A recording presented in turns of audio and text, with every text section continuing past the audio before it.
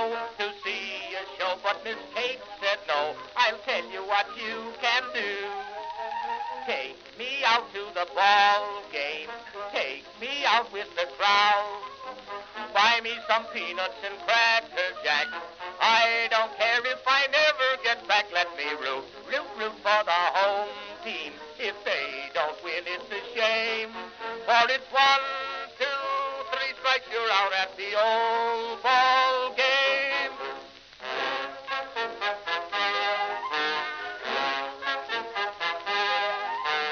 Katie Casey saw all the games, knew the players by their first names, told the umpire he was wrong all along, good and strong. When the score was just 2-2, Katie Casey knew what to do.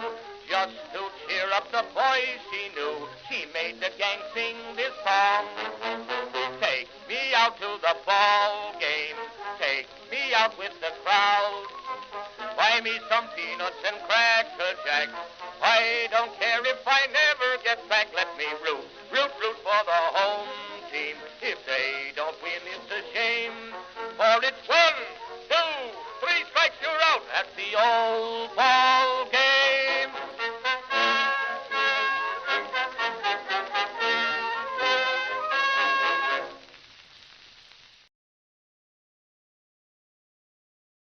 Baltimore, you are seeing history being made today. Magic, magic, magic, magic. Orioles magic, magic. Greetings, folks, and welcome to live coverage of Orioles baseball, where tonight the Baltimore Orioles will be playing the Atlanta Braves in the second game of a 3-game series here at Oriole Park at Camden Yards in Baltimore, Maryland. How you doing, everybody? It's your old pal, the BirdWatcher here. People call me BW for short. That works for me. Folks, what doesn't work for me is the way the Orioles lost last night. Good grief. Don't want to focus on it, really. Don't really have time to if we have any designs on competing with a couple of months and change left in this season. But we know the drill. This team is trying to get back to 500. You need to be there if you want to get to October. The Red Sox are now in the second wild card spot, so now we're chasing Cleveland, along with a bunch of other teams, including Houston, who we went and swept. Got a couple of games ahead of them. Guess what? They've caught up to us. We've lost 3 out of 4. 2 or 3 in Boston, and a heartbreaker. I mean, I'm not even going to say heartbreaker. Take that word back. Just a mind-numbing loss. It wasn't the heart that was broken. It was the mind that was numbed. Yeah.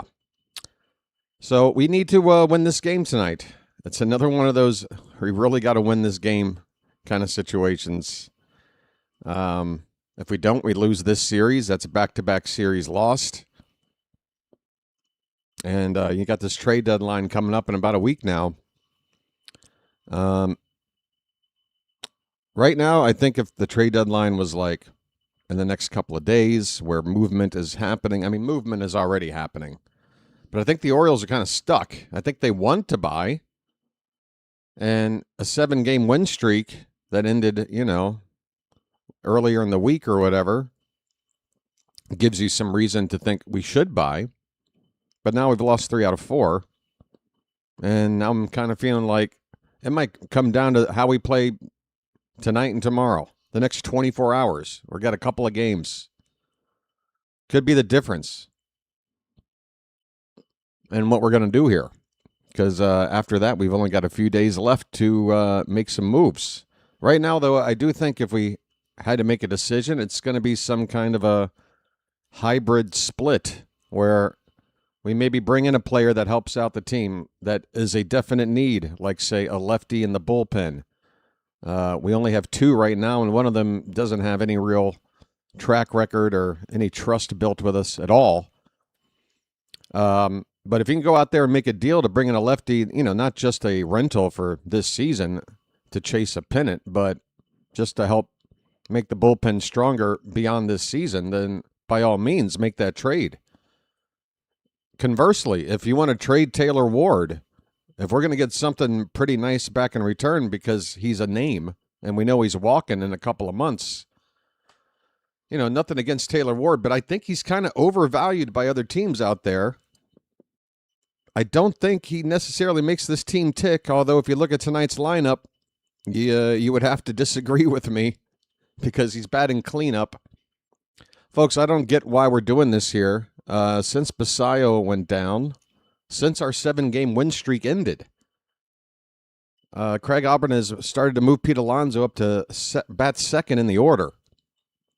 And, Taylor Ward has batted first since this move, I guess against a lefty starter. They want him there. But now here we are facing a righty tonight. We got Alonso in the 2-hole, and we got Ward batting cleanup. And that doesn't make any sense to me.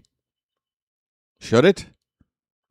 Mention me and let me know why it makes sense to you. I'm not trying to start an argument. I just honestly need one good reason, or even one semi-good reason as to why this makes sense.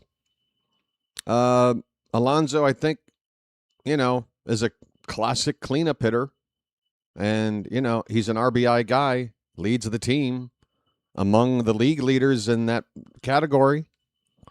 Taylor Ward, on the other hand, driving in runs, not really his forte, at least not in his time with us. Now, you can make the argument, well, if you're hitting at the very top of the order, who are you going to drive in? First time you come up to hit, there's nobody to drive in. Fair enough. But still, look at his RBI totals on the season. This guy plays every day. And he's had games where he hasn't let off, where there's been guys on base first time up. And, of course, there's the other 3 or 4 additional at-bats per game to consider. Taylor Ward is cleaning up Alonso, who's very slow. That's his only, drawback when he got him up there and you get him on base. If he's not hitting a homer, I don't know. It doesn't make sense to me. Put a slow RBI guy above the guy that gets on base that's not as slow. Not that Ward is a speed demon by any means, but I don't know. The lineup doesn't make sense to me, folks. But before we get into the pitching matchup and look at these lineups here, I do want to apologize and take back some language I put out there last night against Jackson Holliday. I called him an idiot. I shouldn't do that. That's pretty weak. It was a very visceral reaction in the moment. But yeah, I still can't believe what I saw out there. I still feel like he should not be in the lineup tonight, but he is. And look, this team has more problems than just Jackson Holliday, but when I think back to that play, when I watch that play, I cannot think of another moment to represent, to symbolize this team's problems, like organizationally, like over the past 2.5 years. It all seemed to really just be summed up by that moment. The player that was involved, the situation that was involved, everything around that moment just seemed to be like, if you had to summarize where the Orioles have been here for the past couple of years, and you had to just pick like a Norman Rockwell painting to put on the wall, to be like, that's what was happening. It was that. And I think that's why I just freaked out so much. Because it kind of, like I said, I think I said it exposed us, right? It kind of exposed our low baseball IQ. But look, I can't harp on it too much, folks. We got a game here tonight. You know how I guess maybe I should start my pre-games earlier. I don't know. Only a handful of people show up for it. And I do want to, oh my God, Ben McDonald is wearing a sleeveless Hawaiian shirt, and he's got a farmer's tan, and he's in the broadcast booth, and he looks ridiculous. Holy cow, Ben McDonald is dressed like the cafeteria lady at my middle school with a flat top, although I think she had one too. Ben, what are you doing, man? My goodness. All right, folks, let's talk about some things. There are some other things to talk about, but I want to make sure we get over the pitching matchup and the starting lineups. Let's get those out of the way. We got Brandon Young on the mound. Folks, Brandon Young is going for his 9th win of the season. That would make him 9-2. He's already 8-2, obviously. Great record. Nice to see a record like that. With a 3.25 ERA. Folks, he's been an outstanding surprise for this team here this season. He's up to 91 in a third innings pitched. Not sure if he's going to make it to 162. It's really hard to get to that 162 inning threshold anymore, folks. One injury or, you miss a few turns in the rotation for whatever reason. And the innings that pitchers go these days, it's just not easy. But, 1.31 whip to go with that 3.25 ERA for Brandon Young. 88 hits in that 91 in the third innings, 74 strikeouts to 32 walks. He's given up 9 home runs. For the Braves, it's a right-hander by the name of Bryce Elder. Even record, 6 wins, 6 losses, ERA a tick over 4, and a whip of 1.23. His innings have gotten up to 108 2/3 on the season, given up 101 hits, 90 strikeouts to 33 walks. He's given up twice as many home runs as Young, pitching just 17 additional innings. 17 home run balls given up by Elder. That's about 1 per start. Hopefully we'll get a home run ball today, and hopefully there'll be some men on base. Here is the lineup for the visiting Braves. Leading off and doing the catching after DHing in the first game last night, Drake Baldwin. Ozzie Albies will bat second and play second base. Matt Olson, who hit a back-breaking 3-run homer late last night at first base, hitting third. Michael Harris, the second, is the cleanup hitter in center field. Mauricio Dubon, who made a really nice catch in left field last night, is there again, batting fifth.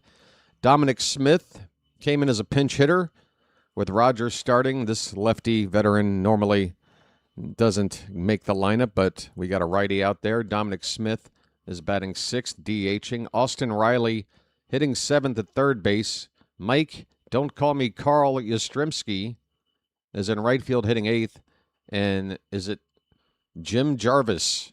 Jim Jarvis, I believe, was the guy that hit that ball to Holiday. By the way, Holiday made a nice stop. Just to give credit where it's due, he made a nice stop of that baseball. After that, I don't know. Folks, here is your Orioles lineup. Dylan Beavers is going to lead off again. He's in right field. And again, I don't know why, but we're going to bat Pete Alonso second.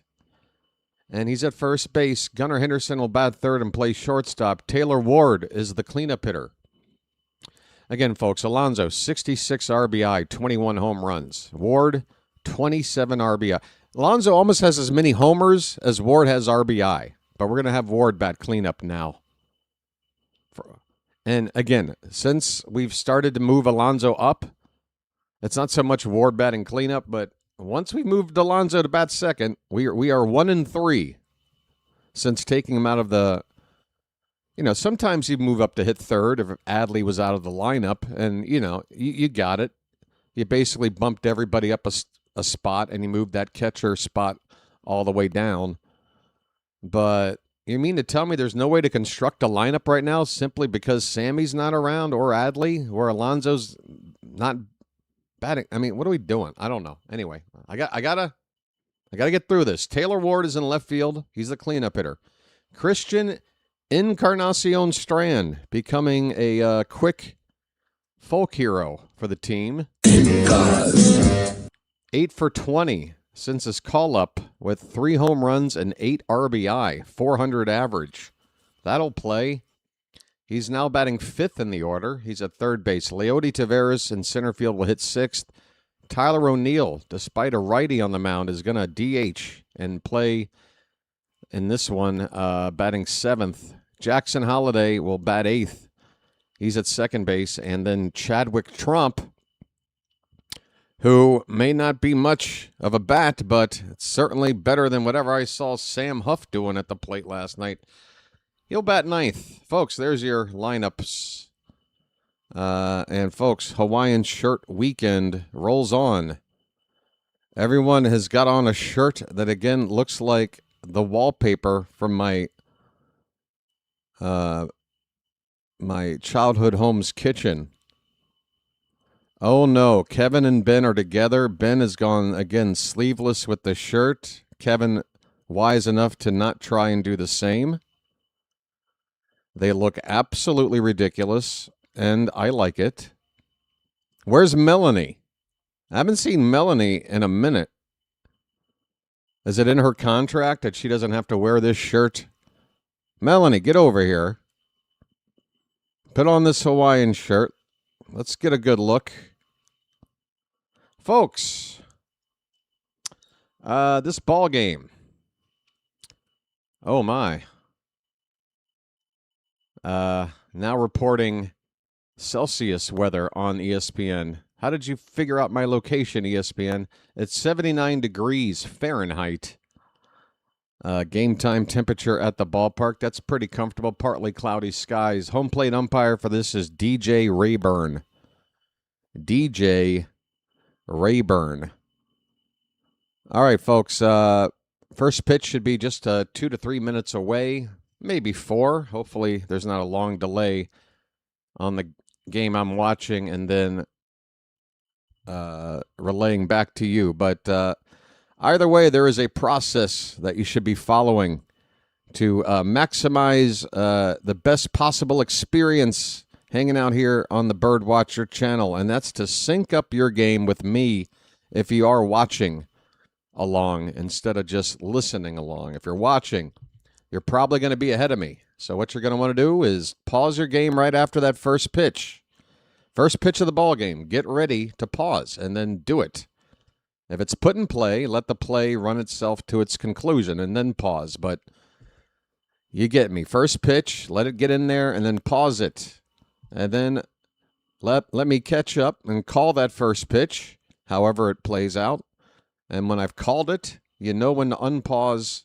And now we're synced up for the rest of the ball game, in theory. Does that sound like a plan? No one's ever said it's a waste of time to try to do this. I'm going to keep instructing people to do it until I'm told it helps. It doesn't help. It makes no difference. I don't know. Folks, the Orioles come in with a record of 50 wins, 54 losses. I'm trying to figure out a way to make us get back to 500, folks, but we need to kind of get there sooner rather than later, right? We really need a win. We've got, I believe, 8 games left until the trade deadline expires. Like the actual threshold is crossed. 8 games. We're 4 games under. I feel like we need to go 5-3 in the next 8, but it's not like you can just wait till the final day and then suddenly start busting off moves. But we need to be on a 5-3 kind of pace. I don't know. We need to win 3 out of 5 at least in the next 5. I think it's safe to say we've got these 2 and then 3 in Detroit. I think we need to definitely win 3 out of 5 minimum. And then we got a few days left to maybe think about trying to add some help to the team. All right, with the Hawaiian shirt. We do have fans attending tonight to watch baseball, right? There is another reason to show up, I hope. What are we doing, folks? I don't know. We do have our black jersey tops on tonight with the white pants. Brandon Young is on the mound right now getting loose, and I don't know how far behind I am, folks, but I might be way far behind on this one. I'm going to check out my backup stream because first pitch should be about right now, and he's just now tossing out there. Other page wasn't opening, so I just went straight to page 2. Let's try this. Oh, that's not working. All right, folks, once again, if we're all synced up, then time is nothing but a construct. It means nothing, really. What you want to do is just get synced up with me, and I've got the information on the screen that is intentionally delayed to avoid spoilers. This screen over here and up there. Drake Baldwin's in the on-deck circle right now, folks. We are moments away. Gonna have to work with what I got, folks. Baldwin, Albies, and Olsen. Lefty, switch, lefty. In fact, the only right-hander through the first 6 batters of the lineup is batting in the 5th spot, Mauricio Dubon. And I think him and Austin Riley are the only 2 righty bats in this lineup. All right, we're ready, folks. There's a shot of Tony Mansolino. Why did you have to start the night off with that? Folks, first pitch of the ball game is a little bit low on the outer corner for ball 1 to Drake Baldwin. Baldwin hitting .273 as the sun starts to set. Lots of light glowing off the warehouse right now.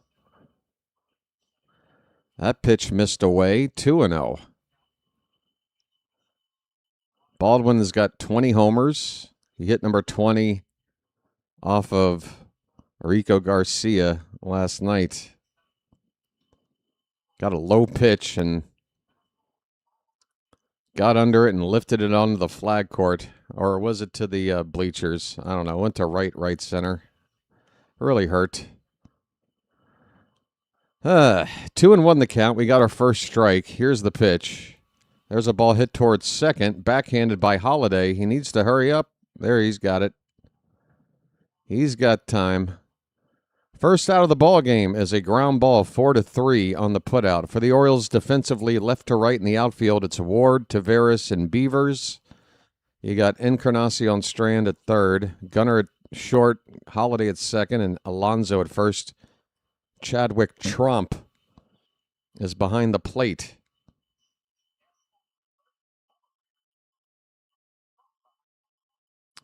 Trump's been good in his recent starts at catcher at using that ABS system. Here's a swing and a miss by Ozzie Albies. Switch hitting second baseman. .264 average. He's got 16 home runs, 56 RBI. And look at that stance. This ball's hit on the ground. Alonso with a nice diving stop. He will hit Brandon Young, and the 2 point at each other with a smile after a nice hook up there to get out at number 2. All right, I like the positive vibes ruminating off of Pete Alonso right now. He looks like he just wants to play some baseball. Folks, I don't know about you, but I'm happy we got Pete Alonso. I like the cut of his jib. I hope his time with us is a positive one in every year of this contract. Obviously, he's going to be under a lot of scrutiny or whatever, making that cash. But I think he's earned it so far. This pitch is high to Matt Olson, ball 1. 2 down, nobody on. Olson hitting .269. 27 home runs now. And 63 runs batted in. Curveball, that's a strike. 1-1 on Olson. Now, what is the patch on the Braves uniform? It kind of looks like a Golden Corral patch. Here's a ground ball right to Holiday. Routine as it gets, and a strike to Alonso. Everything kept on the infield by Brandon Young. A 1-2-3 inning Young looking to go 9-2 with a win here tonight at the end of half an inning. It's the Braves nothing, and the Orioles are coming up. All right. I think it's time to say hello to the Charm City chat. Folks, we got well over 100 people in the room. Please do me a favor and hit that like button. Also, Pocket Watch, forgive me. You had a super chat in here, and let me address that right off the top of the bat. Sorry about that, buddy. I got into that pregame mode, and Message for you, son. then the game started, and yeah, sorry about that. Pocket Watch with a quote. It says, "It wasn't the heart that was broken, it was the mind that was numbed." Epic quote. B-Dub's original. Yeah, that's just me. That's just stream of consciousness talk, Pocket Watch. But thanks, buddy, for Quickcrete concrete mix. Oh, they must have the mafia backing them. I know how they get rid of bodies. I know how they get rid of the bodies. That's why I'm 12 time zones away. Folks, Johnny O 3535, Pocket Watch, Nicholas Handy, Rob Freeman, Phantom, George Ford, Michael Mertig, Charm City Tony, Kurt Montgomery, 411 Shirley, Bones, 467, Brian Mitch, Edward Cantor. How you doing, Edward? Good morning to you. And, folks, let's see the first pitch here from Bryce Elder to Dylan Beavers. It is above the belt for ball one. Folks, I know we just met, but show me your Beavers. Nice beaver. Thank you. Kyle Shackelford is here saying, folks, as Beavers fouls it off left side, 1 ball, 1 strike. I told you, guys, it was completely organic, but I have a catchphrase. I have a, what do you call it? There's a strike, knee high, middle of the plate. 1 ball and 2 strikes. Matt Abel is here. Stickler Demon. Soren Holland. This pitch is golfed into right. It's going to get down. Folks, sun and shadow play making me hard. Making me hard. Whoa, is that a Freudian slip? Making it hard for me to kind of read the ball. I'm just going to erase everything. No, that hit did not make me hard. I'm just saying, shadows and sun making it a little hard for me to read the ball off the bat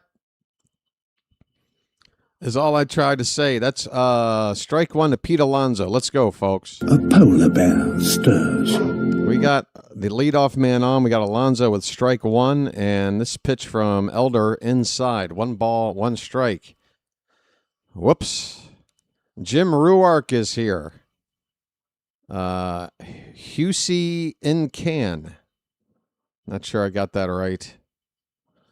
Here's a pitch. Alonso checks a swing, a late appeal. He didn't go. 2 balls, 1 strike. First bugle of the day.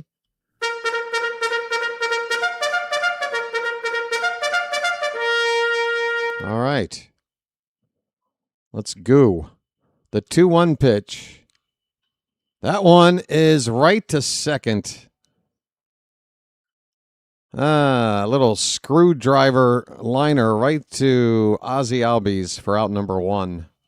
Beavers luckily not doubled off the bag at first. Orioles fan 79 is here. Daniel Berry, Alan Piles, Jim Ruark. Did I get everybody in here? I hope so. If I didn't, then no intention there. Just happens. Gunnar Henderson takes low for ball 1. His name's Gunnar and he's dating my mom. Pocket Watch. There you are. Yeah. Thanks again for the super chat, buddy. Appreciate it. And I want to thank you very much for that. I really do. 1-0 pitch. That is right around the belt at a middle plate strike. I need to enunciate better than that. What was that? I'd like an early lead, Jim, and I'd like to keep it. This pitch is low. 2-1 to Gunner.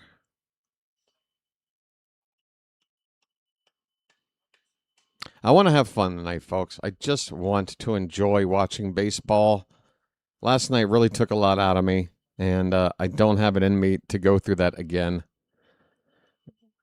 Gunner fouls it straight back. It's 2-2. I mean, whatever happens, I'll have to react however I can. You know, whatever happens, I don't have a crystal ball here. I'm doing my best to enjoy the game. This pitch is about neck high to Gunner. We got a full count, folks. Full count with Beavers over at first. Let's send him. Why not? Because we had to strike him out throw him out double play like maybe 1 or 2 games ago. Maybe that's a reason. I don't know. I think Beavers has got some decent speed in him. I might be in trouble here betting on Gunner to make contact, but come on. 1 out, runner at first. Here's a throw to first, and it is close. The fingertips of Beavers just getting back on that base. I think he will take off, and I think the Braves think he will too. Beavers takes his lead. He's not going. And, oh, my God, look at that sinker. It was inside to Gunner and then tailed back over the inside edge for a called strike 3. That is tough. I mean, just a perfect pitch to get a called strike 3. Man, Gunner. It really does feel like the gods are against him sometimes. I'm not making an excuse for him. You guys know me well enough. I wouldn't do that. But the man sees some of the toughest first pitch strikes and called strike 3s on the regular compared to any other player that I can think of. I mean, it's just tough.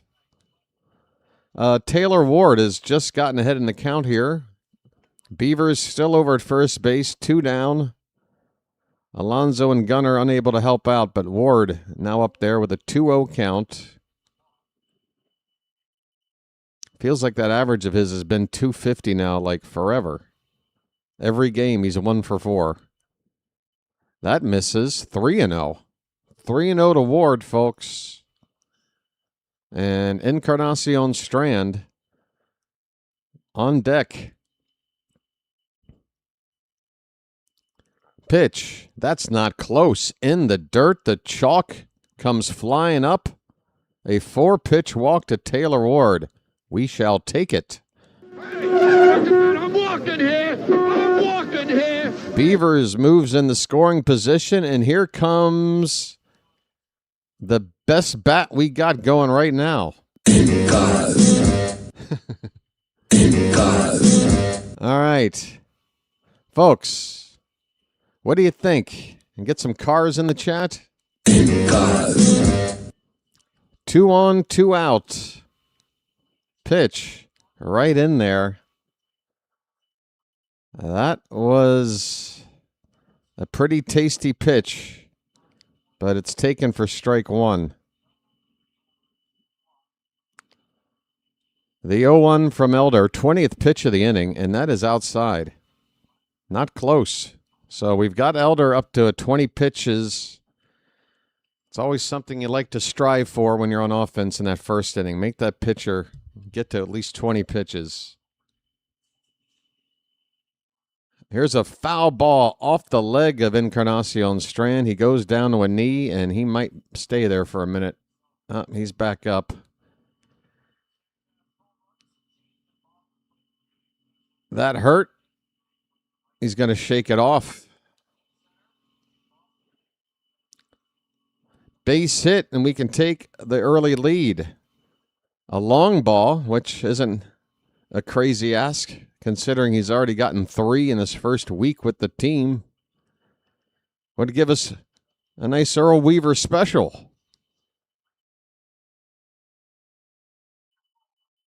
One ball, 2 strikes. The pitch. Oh, he went chasing, but he got a piece and fouled it off. Somehow pulled that pitch. That was quite outside.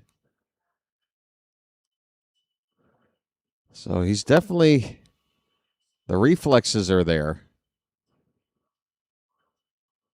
for in cars. Come on, buddy. Another 1-2. Up and away. Good eye. 2 balls, 2 strikes, 1 bugle.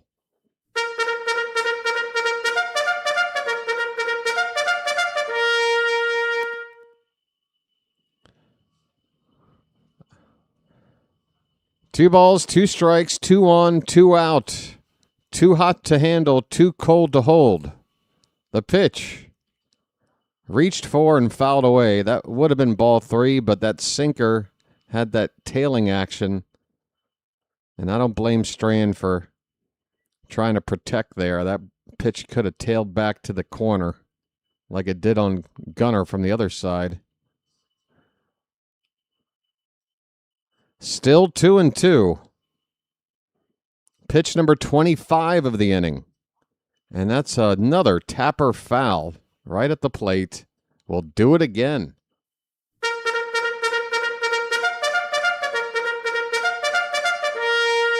Hey, welcome in, everybody. We're closing in on 200 people in the room. We're only in the first inning. Orioles at the plate.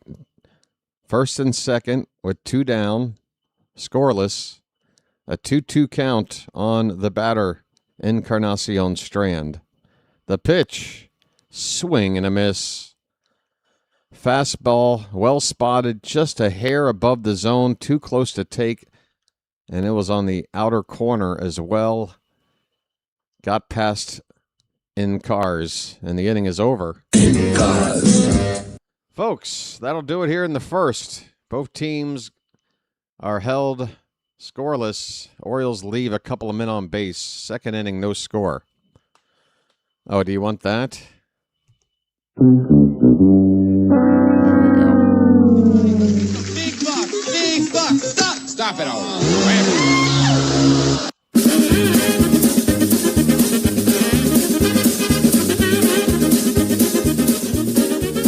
Is that a sad trumpet?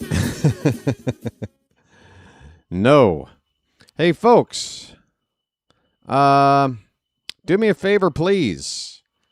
We are at 5370 on the odometer, but we're actually at like 5379, I think, when I saw. We're like 1 subscriber away from getting that odometer to roll over to 5380. So I'm thinking we're in a night where if the gods could just be a little kinder, maybe we can get it to 5390 tonight, and then for sure 5400 by the end of this series. That would be great. If you're watching and you're not subscribed, please give it a chance. It's free. There's a button below. That makes you a bird watcher, but you're not under any sort of restraint. If you want to peace out and unsubscribe, you can do so anytime. But subscribing, what it does, it lets you get access to the Charm City chat. It makes it easier to find the channel for future games. It helps the channel grow and get seen by other new people like yourself. That's how the YouTube algorithm works. The engagements you guys give the channel, liking, subscribing, chatting it up, all those things, that all gets fed into the YouTube machine. And the better we do at all those things, the more they help the channel grow. And, throw it out there to some people that have never seen it pop up in their YouTube feed. Is something on my nose? Why is it itchy? I have no idea. But now I'm self-conscious. What is that? Is something hanging off my glasses? I'm going crazy. Folks, Michael Harris II, Jackson Holliday with his 3rd ground ball already. 4 outs, and if my math is correct, 3 of them have been grounders to Holliday. 1 away here in the top of the 2nd inning. Oh, you know what it is? There's a little fuzz. I got my nose right up against this damn windscreen on the microphone, and there's a fuzz ball poking my nose. I figured it out, the mystery. Folks, here's Mauricio Dubon, the first right-handed batter for Brandon Young tonight. Ball 1 to him. 265 average, 10 home runs. Here's a ground ball right up the middle, and that's through for a base hit. Holiday was the closest to it, even though that ball was hit to the shortstop side of second base.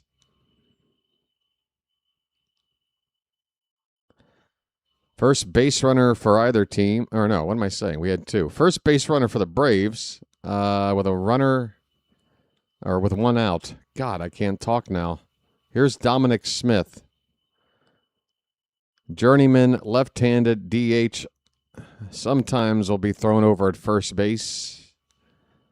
But with Matt Olson on this team, I don't imagine Smith has seen much time in the field. He takes ball 1.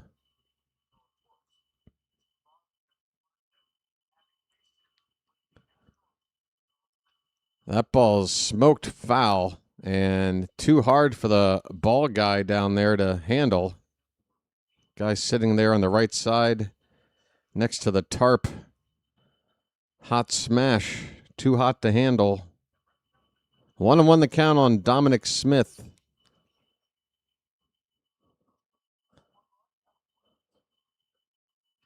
That pitch from Young misses outside. And my game just skipped right to the next pitch. It was 2-1, and now the next pitch fouled back. So there you go. We're probably out of sync. I knew something happened there in the early part of the game.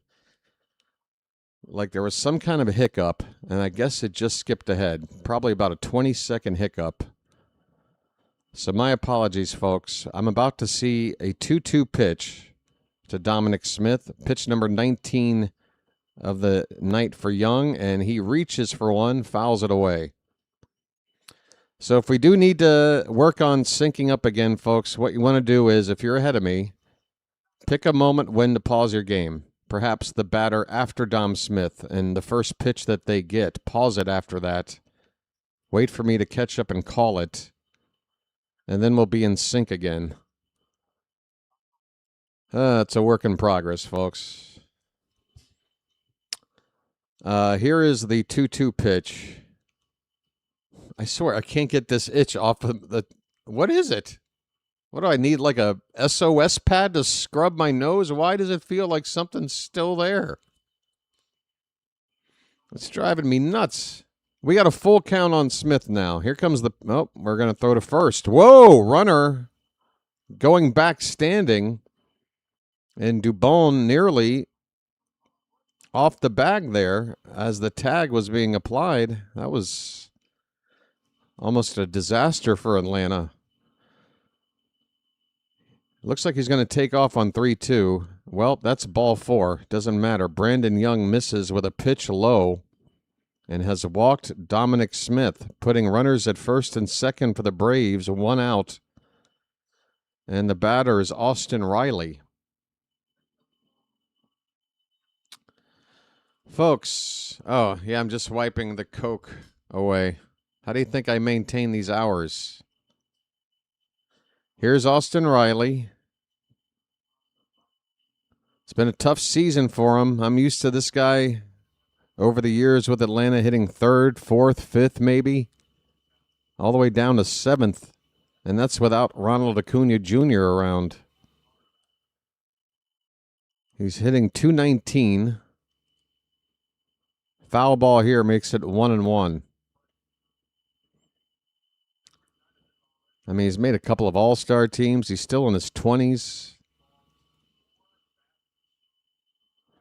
So, might be a down. Ew, I just caught Trevor Rogers picking his ear and then wiping it on his shirt collar. That was disgusting. This is a foul ball. 1-2 the count on Austin Riley. Well, at least he didn't eat it. He's too busy chewing something else. But we caught you, Trevor. You ear picker. 1-2 pitch to Riley. Swing and a miss. Good slider from Young. Breaking low and away. First strikeout for BY.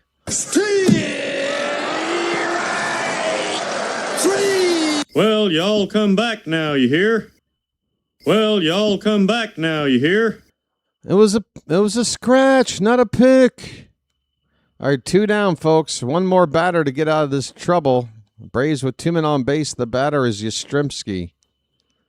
And a curveball to get ahead 0-1 from Brandon Young. We've got a new Magic member in here, folks. 00 Go Van 00. Welcome in. I like those new binoculars you got there. Nice binoculars. Welcome aboard. And he just gifted a membership as well. That's so kind. This ball's hit down the right field corner. That is a foul ball bouncing around that right field wall area down there. Thank goodness that was foul. It was like a pinball back there. Could have emptied the bases. There are 2 strikes. There are 2 outs, and this Oriole crowd is making some noise, as they should, to try to help Young get this 3rd strike and his 3rd out. Pitch, a little bit off with a splitter. Low and away. Good idea on an 0-2 pitch.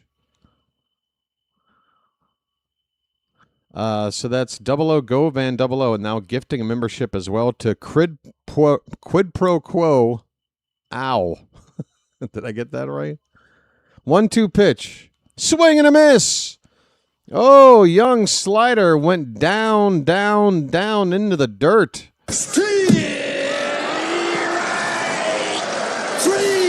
Well, y'all come back now, you hear? All right, well, the Orioles, they left 2 men on in that bottom of the 1st, but the Braves returned the favor. They leave 2 on here in the top of the 2nd. Bottom of the 2nd coming up, no score. Thanks so much, 00 Go Van 00, for your joining and also gifting. That's doubly nice. Message for you, son. And I want to thank you very much for that. I really do. Nice binoculars. Nice binoculars. Yes, very nice. Folks, if you want to join and be a Magic member, what are the perks? Not much. I'll be perfectly honest. The biggest perk, I guess you could say, is access to some special emojis here in the Charm City chat. It's just part of the setup. You know, we've got our own special beaver, right? You like a little bit of that Old Bay seasoning? We got that. When Kobe Mayo comes up, we got this. We don't see it very often, but this is a splash zone. You might need binoculars to see that one. The classic Oriole bird. Folks, the point is, what it does is help the channel out, you know? This is like a PBS station. It's your contributions that makes this channel run, especially in the early years as the channel tries to grow to a point where, you know, trying to ask for these sort of things, I wouldn't have to do so much. But yeah, for what works out to about 17 cents a ball game, $3.99 for a month. You can be a Magic member if you like. We've had a few join this week. Very nice. A couple of more here. Very, very nice. All right, folks. It is the 2nd inning for us at the plate. And it's Leody Taveras leading off. He takes a high fastball. 1-0 to Leody. Oh, come on, let's dance.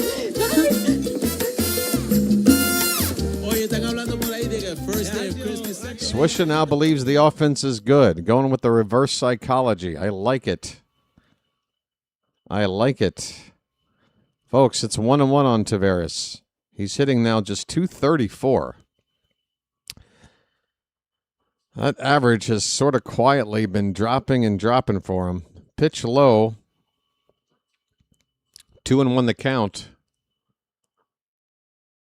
Here's a super sticker from Key West. He's got a hot dog in the chat. Now, is that part of the races, Key West? Which one are you entering? Is this ketchup, mustard, or relish? 2-1 pitch. That's bottom of the zone, strike 2 on Leody. Thanks, Key West, for your super sticker. Appreciate it. And I want to thank you very much for that. I really do. 2 balls, 2 strikes. Taveras leading off in the bottom of the second. And again, I've had a weird delay, and I don't know if it's going to catch back up. Taveras checks his swing on a pitch high. The count is full, but folks, I do apologize. If you're trying to get synced with me, it looks like I just had some kind of blip there, and it didn't bounce back. I might be a few seconds behind you again. I do apologize. Waiting on a 3-2 pitch. Here it is. And did Taveras check? They appeal. He did check. Taveras holds up only just and draws a leadoff walk. I'm walking here. I'm walking here. All right, so there you go. The odometer has hit 5380. I told you we were right there, folks. Now, the goal tonight is 5390. 10 more subscribers, or 9 more, if in case somebody else just signed up. And then that gives us we're asking for 10 a game, folks. When things are going well, it's like 25 a game. Here's a ground ball to third, a nice pick there, and around the horn, and Tyler O'Neill has just hit into a 5-4-3 double play. Big buck. Stop it all. Around the horn, started by Riley. Albies the middleman, and the throw to first got O'Neill by a quarter step, maybe. Bases empty, 2 down, just like that. The batter is Jackson Holliday, and he looks at one off the plate, ball 1. Jackson, after the last thing I saw you do in the game last night, I'm not playing your music. I'll play it for your next at bat, okay? That pitch outside, 2-0. I'll give you a bugle. I'll give you that.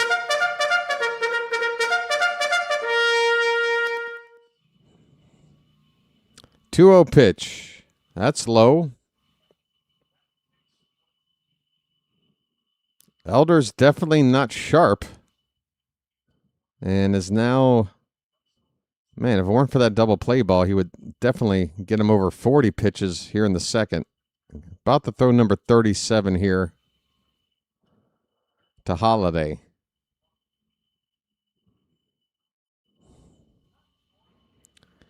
Pitch.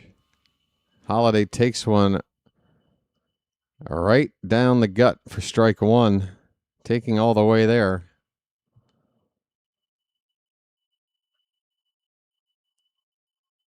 And that's ball 4, a sinker, not close. Holliday draws a 2-out walk, and we will get Elder to throw. Unless he gets this out on 1 pitch coming up, he'll be at 40 pitches at least in this second inning. Walk for Holliday. I'm walking here. I'm walking here. Do I like chicken?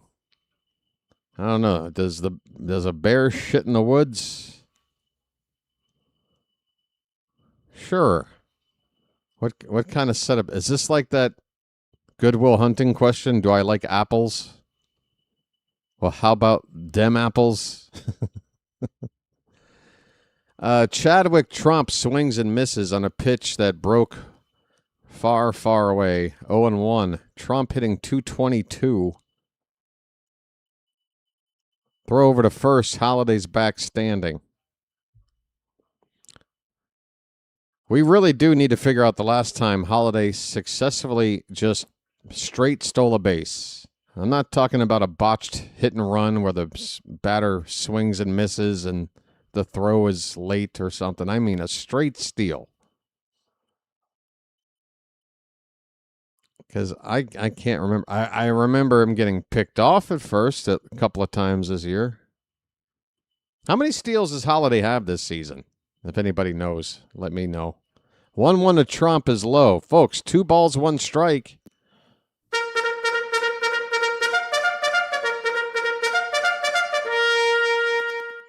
Couple of injured Orioles chilling in the dugout next to each other. Blaze and Adley spitting seeds and chatting it up.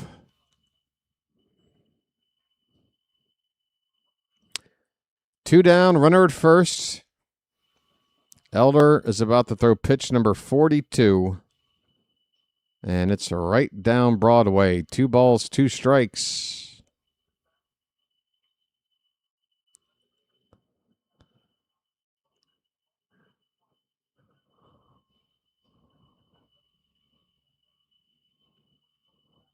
Two pitch. Oh, don't come on, tap. Come on, Trump. Tap. That's low. Come on, you knew when to tap when you're behind the plate. You don't see this? Don't let an inning end on a bad call. That's low. That is not very low, but that is definitely low and worth challenging. The inning is over. Give me the B bag, folks. Oh, no, not the bees! Not the bees! Ah! Oh, my eyes! Eyes! Ah! So that would be 1 steal a month. Every month, Jackson will give you 1 steal. And again, remember I was talking about all the things, all the attributes that made Jackson Holliday like the top prospect.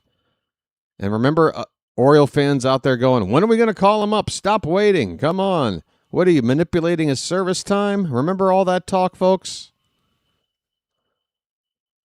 Again, I don't want to pick on the guy, but I didn't even mention last night his inability to use his speed and swipe bases for us, because it's been an absolute train wreck with that element of his game in the bigs. But it was great in the minors. Same with his ability to walk. Why hasn't it translated yet? That's all I'm asking. Is that wrong of me to ask? Folks, we're 11 likes away from 100. 11. We can get there right now. What do you say? Give me a second to... I got to go powder my nose. Be right back.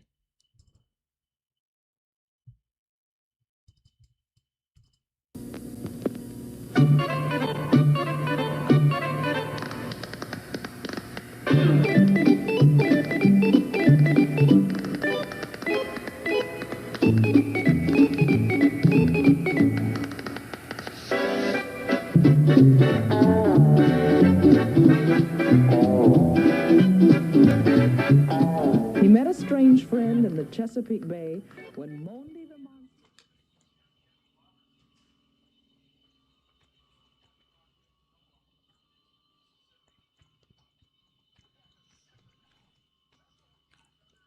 Number 9 batter Jim Jarvis takes a pitch outside, ball 1 from Brandon Young as we start the top of the 3rd inning, no score.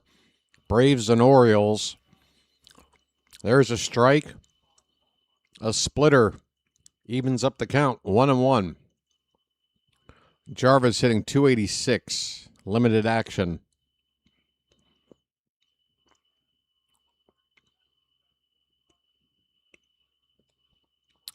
Here's a ball hit toward third, charging it Encarnacion Strand, throwing on the run, and it's a good one. He gets the out, 1 away. Folks, I've seen enough of Encarnacion Strand to say, definitely feel better about him playing third than Mayo.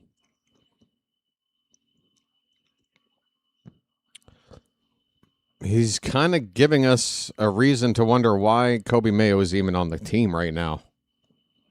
Here's a curveball for a strike. I mean, if Mayo is here to hit lefties, we had a game, I think it was the 2nd game of the doubleheader against Boston, where he didn't even make the lineup. They used Jonathan Rodriguez to DH instead. This pitch fouled back. It's 0-2 on Drake Baldwin. And I don't know, and I don't have it in front of me, but Encarnacion Strand, unless I'm wrong, he's been seeing his share of righties and lefties. Doesn't seem to really matter. Early doors, it's only been about a week of stats, but for now, I don't see why Mayo should even make the lineup. I mean, if he's going to DH, Strand's at third base. That's fine. I don't know how else to use him other than a DH versus lefties. 1-2 pitch. That ball's fouled by Baldwin. Still 1-2. Oh, we got an app mention. I think what he's really doing is making us question who's actually going to be sent down when Blaze is ready to return. Well, I mean, that's like another month. Aren't we looking at September for Blaze? Yeah, I mean, that's certainly a part of the bigger picture, but that's still a month off, right? This ball's hit into left center field. That one's in the alleyway. Cut off by Ward. Baldwin will take a wide turn at first, but hold there with a long single, a one-out single for the Braves. And that'll bring up, who got next? Ozzy Albies. Ozzy. Hey, folks, we've got some of our fresh signings. It looks like Eric Booth Jr. and I can't remember the name of our 4th-round pick. Ty Head is also in the ballpark today. They were all taking batting practice. Albies gets under one, hits it to right center. Making his way to his right is Beavers. He's all alone out there. And he's got it for the second out. Yeah, it doesn't look good for Mayo. But it's like, when will Mayo even get a chance to prove he still should stay? Again, if Encarnacion Strand's going to hit, other than facing a lefty as a DH, what else is Mayo doing for you? I don't know. Curveball for a strike.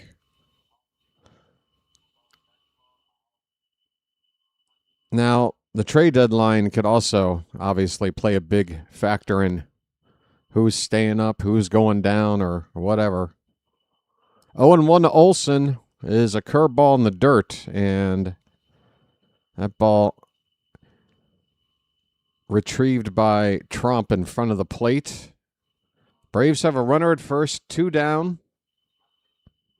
Young has just thrown his 40th pitch, but we're 2 outs in the 3rd. That pitch counts doing fine. 1-1 to the dangerous Matt Olson. That's hit on the ground, and a nice diving stop again by Pete Alonso. That ball hit hard. Alonso showing that first base is also a hot corner. Quick reflexes to get down and stab that ball. And he gets up and hits the base. He does it all, folks. I said head. I know. Hey, everybody, we're all going to get laid. Hey, Johnny, it's even more ridiculous for me because I live in Thailand, and his name is Thai Head. Folks, if anybody's going to be an expert on that prospect for us, Thai Head, it's me. I have a master's degree in Thai Head. Huh? What? I'll be here all week, folks. Working on my doctorate. Folks. Oh, yeah, Ryan Mountcastle is a thing. Hey, there was an update about Chris Bassett. Apparently, he threw like a full bullpen session today. He was all dressed up in an Oriole uniform. And if that session went well, I'm thinking maybe rehab assignment's going to start in about a week. And if that goes well, maybe we get him back middle of August. Maybe Dino is only, if he's not going to, improve on his recent pitching, maybe Dino will only have to go out there for maybe another 3 starts or so, 3 to 4 starts, and maybe we'll have Bassett back. We'll see about that. Again, trade deadline and player movement might also,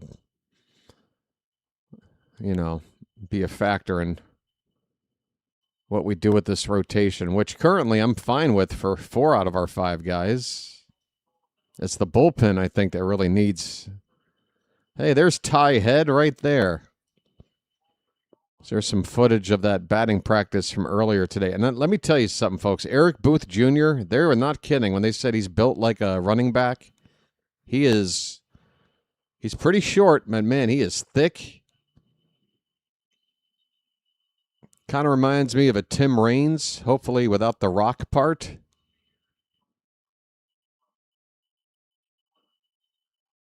But he's pretty jacked. He's pretty jacked. The other two guys look like major leaguers. They're very tall, a little bit wiry. Speaking of tall and wiry, Dylan Beavers takes ball one. Top of the order for the Orioles. Next pitch. Fouled away, 1 ball and 1 strike. Folks, show me your Beavers, please. Nice beaver. Thank you. Folks, we might have a little bit of bullpen help available to us from within. Yeremil Geraldo, if you remember. Here's a ground ball to first. Olsen will flip it. Whoa, we got a play. And Beavers is called out as Elder, the pitcher covering, only got there just in the nick of time, apparently. Close play there. I forgot what I was talking about just a second ago. Damn it. I was addressing something. Here's Pete Alonso, 1 out, nobody on base. First pitch, low. Anybody remember what else? Here, let's do a test and see whether or not the things I talk about between pitches. Oh, Yeremil Geraldo. Yeah. I think he closed out the game for Norfolk last night. Saw him throw a couple of pitches. Again, AAA batters, but, Geraldo might be able to help us out. I don't know if you had to. We need Josh Walker, who I'm not really expecting much from. The only reason I think he's here is because we only have one other lefty. Geraldo's a righty. So I feel like if you were to bring him up, you're probably going to send a righty down. 53.80. Yeah, we got there, Rob, about 20 minutes ago. We're trying to get to 53.90 now. Here's a swing and a miss on a 3-0 pitch. Alonso with the green light comes up empty. That's now 50 pitches for Elder with 1 out in the third. Still a hitter's count for Alonso. The 3-1, that one's hit high in the air, but rather shallow. The infield is going out, but Harris, no, it's going to drop. Harris, the center fielder, came in, kept coming in. The infielders, both the shortstop and second baseman, had already drifted out and were just waiting for this ball to come down. Harris kept coming. And Jarvis, I think, got spooked. He heard the footsteps, and he stepped off for making this. Well, I mean, he had the glove out, but the moment he dropped it, he turned around to look at Harris. Folks, we'll take it. That is an E6. 1 out with a runner at first, and the batter is Gunnar Henderson. His name's Gunnar, and he's dating my mom. Yeah, 2 more likes to 100, folks. Hit that like button, please. 2 more for triple digits. 1 more. You can be number 100. Everybody deserves to be number 100 in their life at least once. Folks, we just hit 100 likes. Thank you so much. Besides that, it's all in the reflexes. And I want to thank you very much for that. I really do. 1-0 to Gunnar. Pitch. This one's fouled off. That was ball 2. A changeup that was below the zone. Count of 1 ball, 1 strike.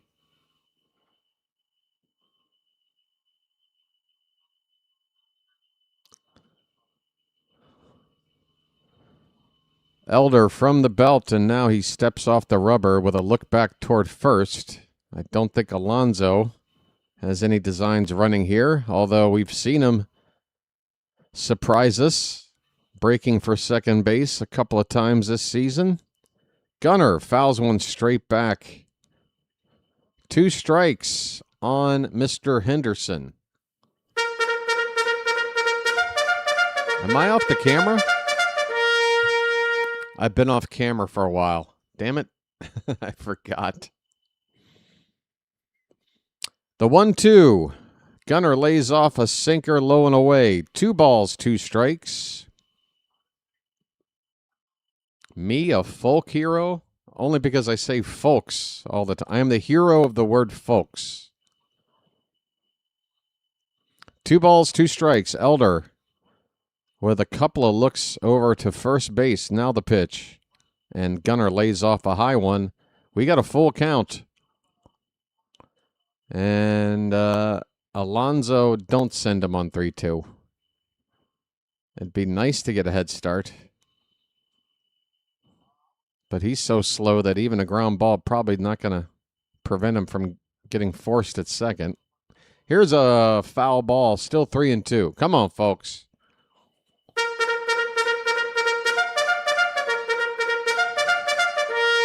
Here's an idea. Gunnar Henderson is due to hit the ever-living crap out of a baseball. How about that? 3-2 pitch.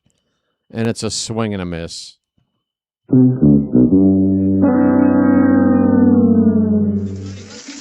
buck, big buck. Stop it all. Gunnar has struck out both times tonight. Coming out of that game we played last night.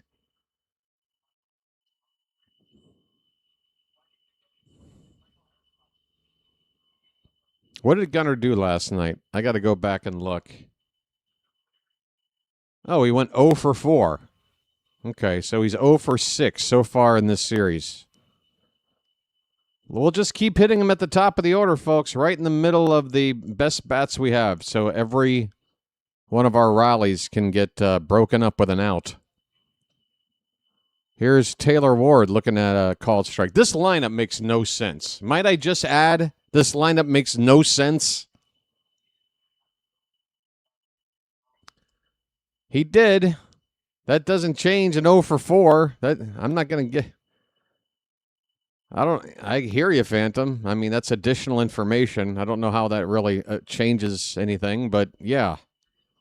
He's 0 for the series.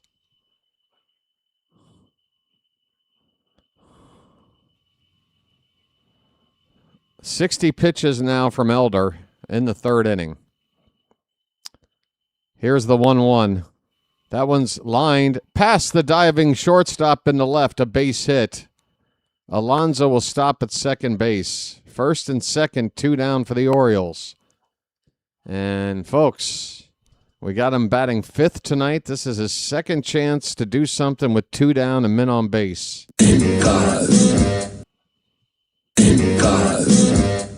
Come on. Come on, in cars. I feel safest of all when you come up to hit. I can lock all my doors. It's the only way to live. Come on. 2 down, first and second. Elder from the belt, the pitch. That one's low for ball 1.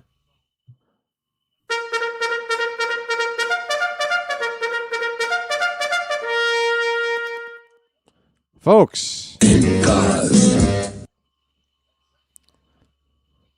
Pitch.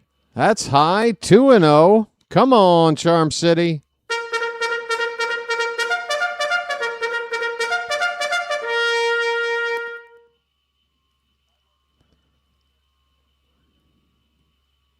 Wow, am I like 3 minutes behind on coverage? What is the deal? 2-0 pitch. That's low. We got a 3-0 count. And Elder is sweating out there, about to throw his 65th pitch in the third. Crowd making noise, 3-0. First and second, 2 down for Baltimore. The pitch. Low. Oh, come on, tap. That's a ball. Tap. You better do something in this at-bat in cars, because that was a free base. On a 3-0 pitch. 3-1 the count. No time yet for the B-bag. Well, now he asks for time. And now we have time for the B-bag. Unbelievable. Oh, no, not the bees! Not the bees! Ah! Oh, my eyes! Eyes! Ah! Why don't you wake up and smell what you 3-1 pitch. Line over the shortstop. It bounces off his glove. It dies in the left center. It's a hit. Here comes a runner home. It's Alonso. And the Orioles have taken the lead first here in the bottom of the third. Encarnacion Strand is an RBI machine. He comes up with the big 2-out knock to get the Orioles on the board. It's 1-0.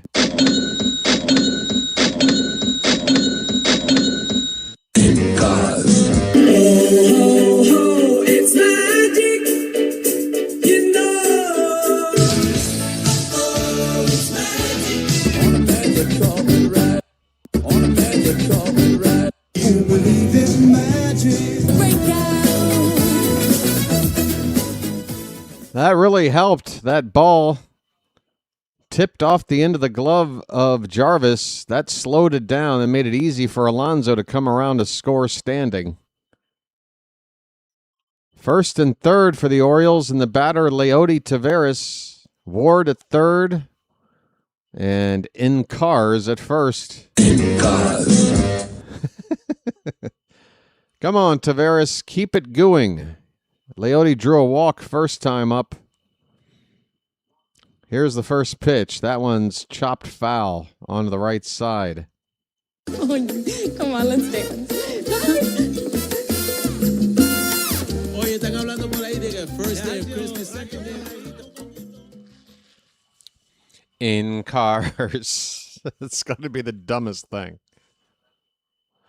0-1 pitch. Check swing. They appeal it. No swing. 1-1 the count.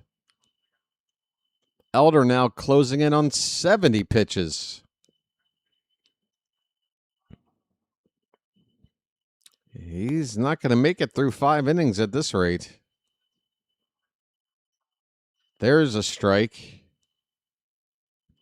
A changeup. Pretty hittable pitch, but Taveras taking.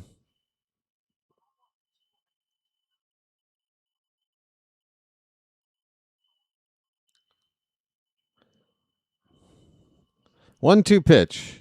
Swing and a miss, and Taveras strikes out. The inning is over, but the Orioles do get the first run of the ball game, and they get it from their hottest hitter, a guy that we haven't seen do anything in an Oriole uniform until about a week ago. Christian Encarnacion Strand with a 2-out RBI single. The Orioles lead it 1-0 after 3 innings. They have left 5 men on base through the first 3 innings.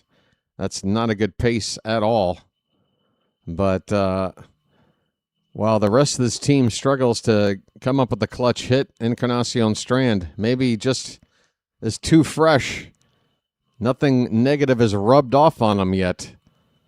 How about the rest of the team try to get whatever he's doing to rub off on them? That sounds like a plan. Folks, we go to the 4th inning, 1-0 Orioles.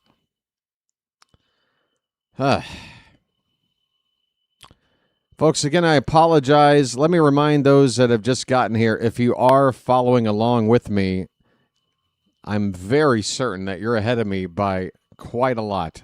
For whatever reason, the game I've got tonight has got a delay on it, a significant delay. I can tell you right now that on my ESPN page, the top of the 4th inning has already begun, and there's already been an out. Meanwhile, I'm looking at a game on my screen that is yet to start that inning. So, once again, if you are going to attempt to watch the ball game and listen to me call it, you're going to need to get synced up with me, and we might have to go through this a time or two. But whichever batter is up to hit right now for you, pick a pitch or maybe wait till the next batter's first pitch, pause your game, and then just wait for me to catch up. And then I'll call whatever pitch you just paused on, then you unpause, and then you're synced up. Okay, folks? Hopefully that makes sense. Hey, there's our second round pick, Ty Head, in the splash zone last night. We've got another scruffy, blonde-haired white boy. Another one. Another Kyle Stowers clone. Hey, he's in the booth right now. Folks, between Ben McDonald and Kevin Brown, somebody's getting some head. I mean, Ty Head is being interviewed. Don't read what I'm saying the wrong way, okay? Say what? There's head. Between McDonald and Brown right now, they're getting ahead to talk about his future with the Orioles. They're getting head in the booth to talk about Michael Harris with an 0-2 count, leading off the top of the fourth. Pitch inside from Young, 1-2 to Harris, the second.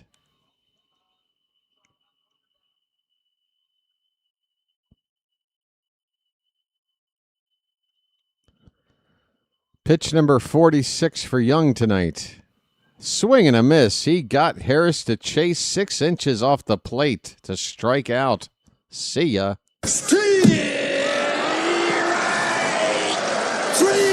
Well, y'all come back now, you hear? All right. One away. The batter, Mauricio Dubon.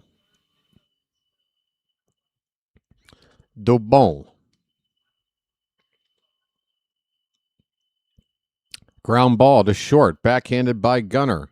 Throw across, on the money, 2 down. Nice quick out there for Young. He's got a chance here to get through 4 innings with 50 pitches or less. He's got 3 more to get to 50. The batter now, Dominic Smith.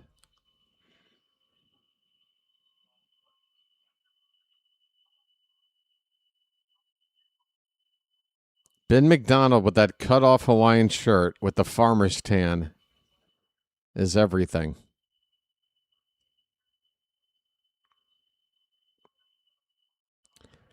Folks, here is Dominic Smith. He walked first time up. First pitch here, outside. Ball 1 from Brandon Young. Doot, doot, doot, doot, doot, doot, doot. 1-0 pitch. Give us that strike on the outside edge. 1 ball, 1 strike. Still a little bit of sunlight out there, but not much sunshine, if you know what I mean. Pitch over the plate, but low. 2-1. There's a shot of the setting sun peeking through one of the windows of the lower deck. This ball is lifted into left center field. That one's going to be caught on the run by Taylor Ward. And that'll end the inning. Brandon Young is doing it again. He has gotten through this Braves lineup a couple of times. Well, he hasn't even gone through it a second time yet, but it's been great so far. What is it, 1 batter over the minimum? Where are we at here? 4th. 2 batters over the minimum, I think. I might be wrong. I don't know. He's doing well. 3 batters over the minimum. Okay, so that's still only 3 batters through 4 innings. That's a nice whip. Braves have left 3.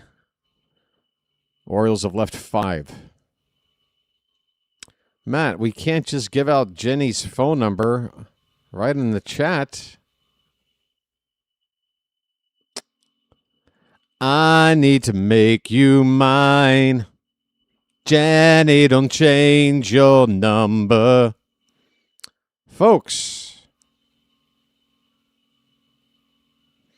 Ty Head interviewed after his batting practice session today said, quote, "I was just going for Utah Street. This stadium is beautiful, and what a time that was." I want to go have some batting practice at the ballpark. Give him Melanie's number. 1-800-CARS-FOR-KIDS. 1-800-CARS-FOR-KIDS. Jenny, don't impound your car. You could get a tax write-off. Jenny, give that car to some kids. 1-800-CARS-FOR-KIDS. Why wasn't that a hit? Folks, we're back underway. It's the bottom of the fourth, and Tyler O'Neill with a three-quarter swing on a high cutter. Not a good look. Strike one. Oh, come on. You love that jingle, Johnny. You know you love that jingle. It's in your head right now, and it won't leave for at least 3 days. Sorry about that. Sorry about that earworm, folks. Tyler O'Neill with a count of 0-2. And he stares down strike three. Let's not... Again, we got O'Neill taking up a DH spot against a righty. Can't we get Heston Kjerstad up here? That should be the move now. Mayo down, Kjerstad up. That should be the move right now. Holiday takes high for ball one. He walked his first time. Swing and a foul, 1 ball and 1 strike. Donate your car today. Stuck in my head, thanks. Can't unhear it.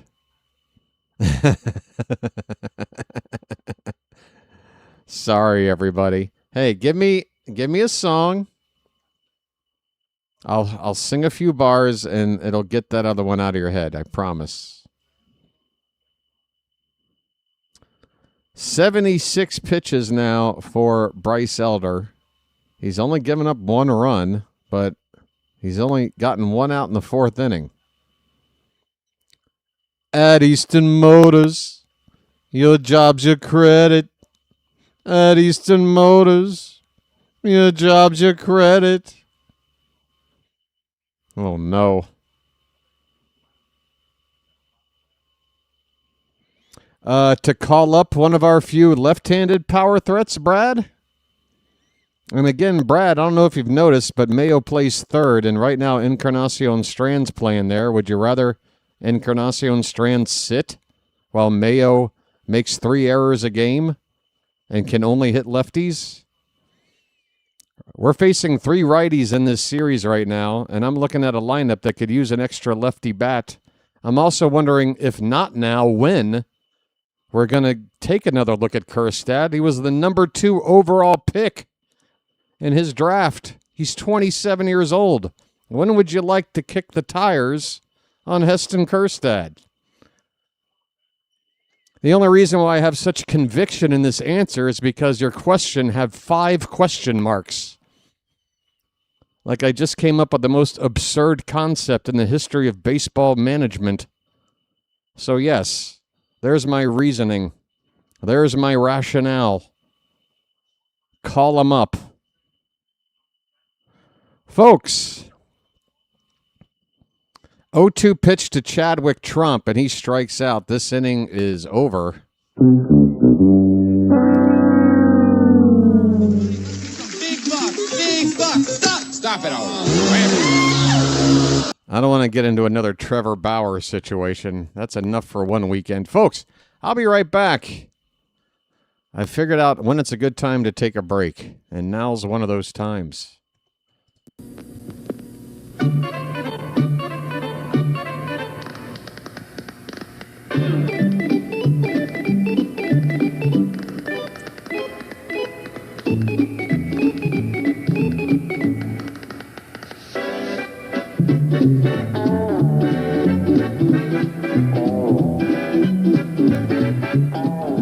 a strange friend in the Chesapeake Bay when Monday the Monster...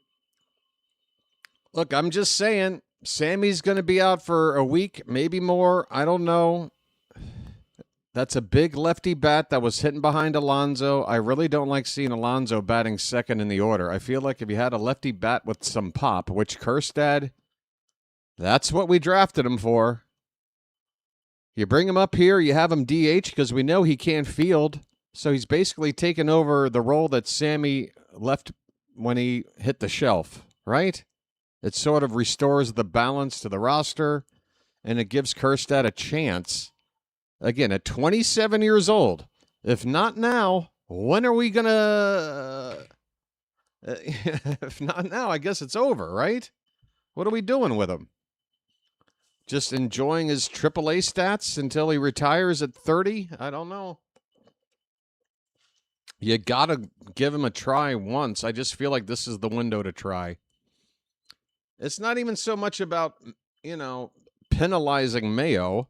It's just situational. Encarnacion Strand is currently hitting. Check. Mayo doesn't help out defensively. Check. We miss a lefty bat to sort of protect Alonso in the middle of the order, and now we've moved Pete up to bat second. I don't think that makes sense. You get Kjerstad in there, he could replace that role, and we can have a lineup that makes a little more sense. Check. I got a lot of checks. By the way, also, Kjerstad hitting over 300 in the month of July. Right now, check.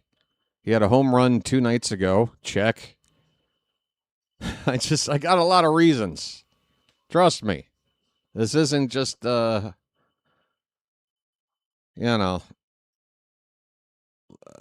just a impulsive thought, impulsive thought that just came out of nowhere.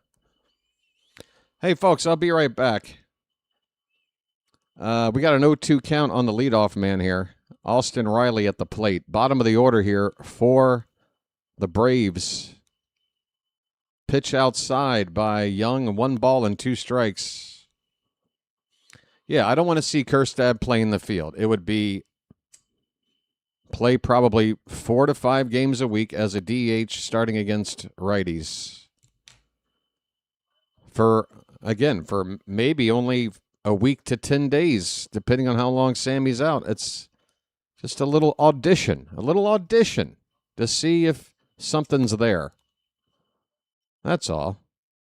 I've talked about it too much now. 2-2 the count on Riley.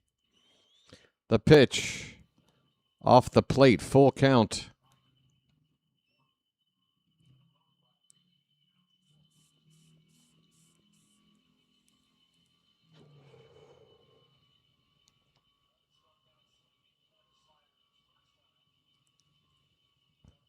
Here comes the payoff pitch. Swing and a miss. Another good slider from Young. That appears to be his best out pitch tonight. Gets a strikeout of Riley. 1 away here in the 5th. Well, y'all come back now, you hear? Phantom, that's a decent theory, although I kind of feel like it's worth the gamble. If you did call him up and he did hit at the major league level, that would actually really spike trade value. If I'm another team, I'm like, yeah, he's hitting AAA pitching, but can he do it at the show level? I want to give him a chance up here for a week.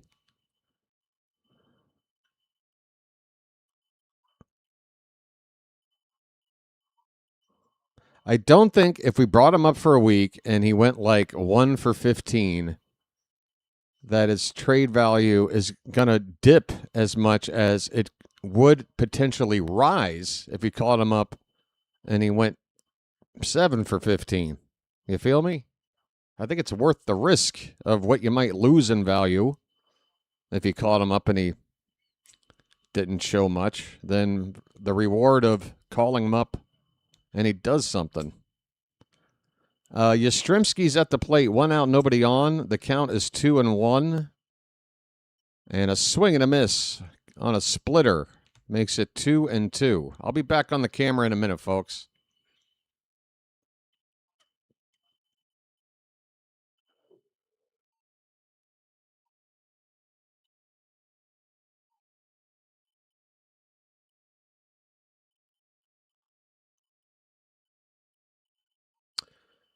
2-2 on Yastrzemski.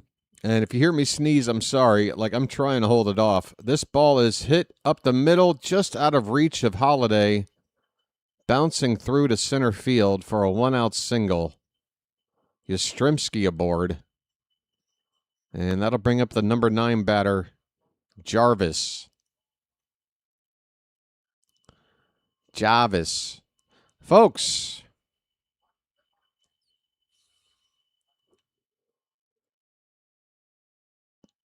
luck be a lady tonight. All right, I'm done with my breakfast. Let me put it down. You didn't hear any chewing, right? Curveball. That's strike 1 to Jarvis. That'll do it for my Kaprow guy this morning. Basil chicken with rice, fried egg. Yummy.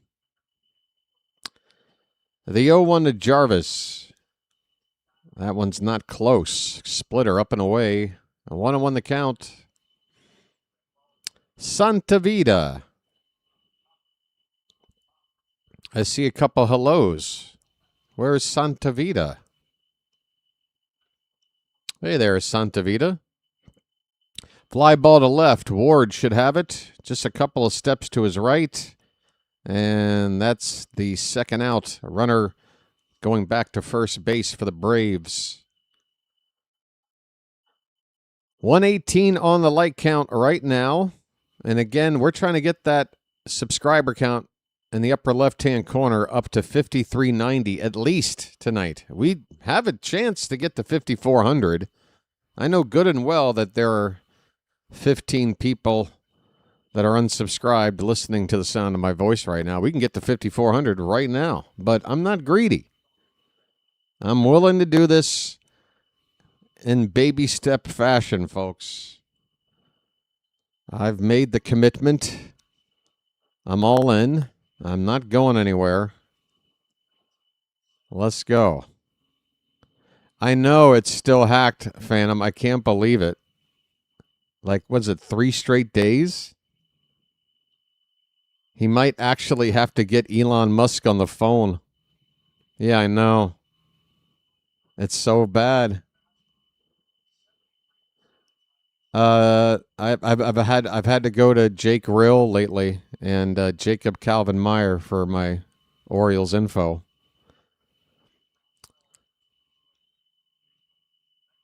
One ball, one strike, and a check on the runner. Yastrzemski's back safe. Folks, a yellow band just came across my studio stream software, which means there could be now some lagging issues, and sorry about that. Check on the runner again. A second look at Yastrzemski. He's back safe. We are in the top of the 5th inning, folks. Braves at the plate with 2 down, a runner at first. Drake Baldwin, a count of a ball and a strike. Next pitch, swung on and fouled by the dugout of the Braves. 1-2 the count.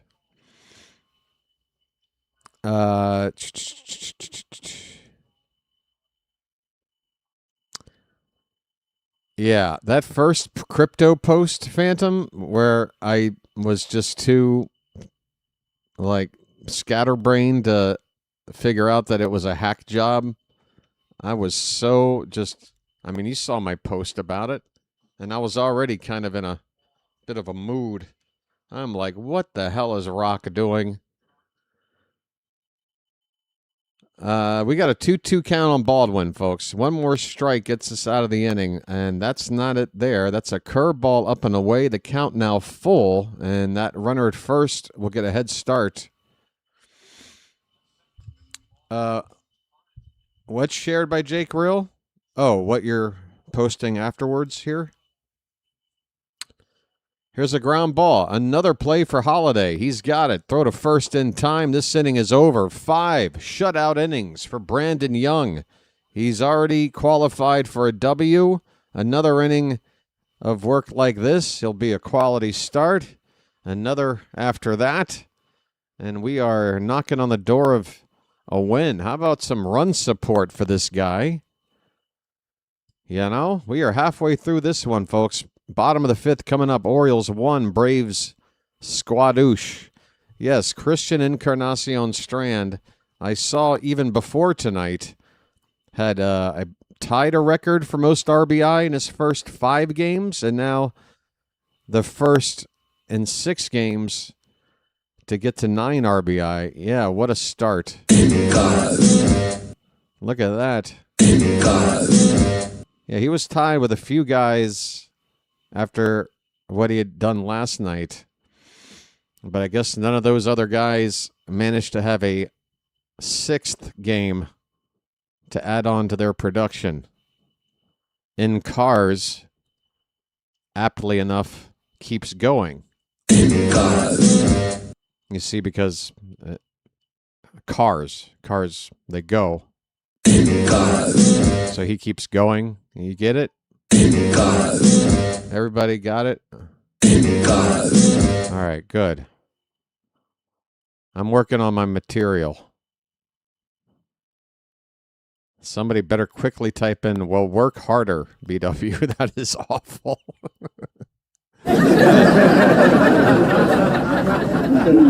We get it. In Cars. All right.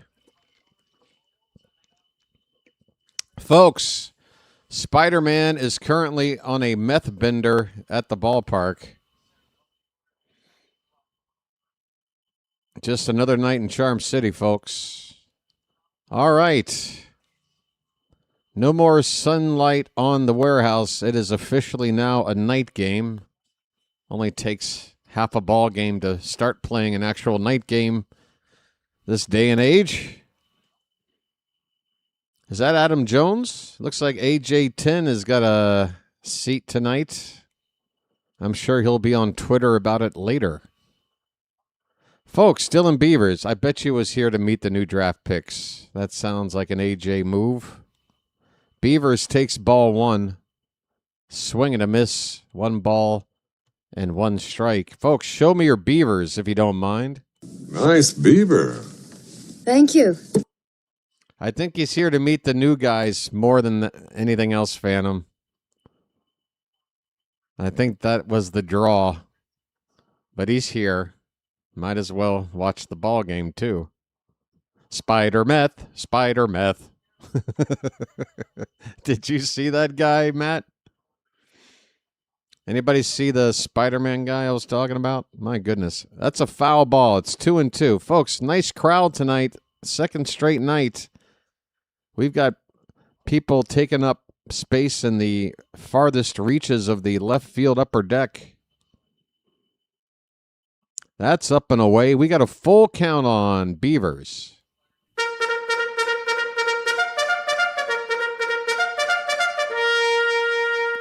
Payoff pitch. That's high, ball 4. I'm walking here. I'm walking here. Folks, Dylan Beavers. I said it during his first call-up, particularly because the Orioles just seemingly couldn't find a guy that made sense to bat leadoff. Just up there, home run swinging, not working counts. Beavers, he showed that ability in that first call-up last year. Didn't really start off that way, though, for him this season. Kind of lost that ability, but it was there for a pretty good stretch in that first call-up last season. I think it's in him. I think he's got leadoff man potential. I don't know. I'm not going to pull a Tony Mansolino and anoint him the greatest leadoff hitter I've seen in the last 50 years or some whatever dumb thing he said. But I think the potential's there. 2-0 pitch to Alonso. That's in on the hands. That's not a good ball to be swinging at 2-0. It might have been a strike, but also could have been ball 3. Not a great 2-0 pitch to swing at. Come on, Pete. 2 balls, 1 strike. And that pitch hits the knees for strike 2. Folks, Elder is now up to 91 pitches. There's nobody out in the 5th, so this is his final inning.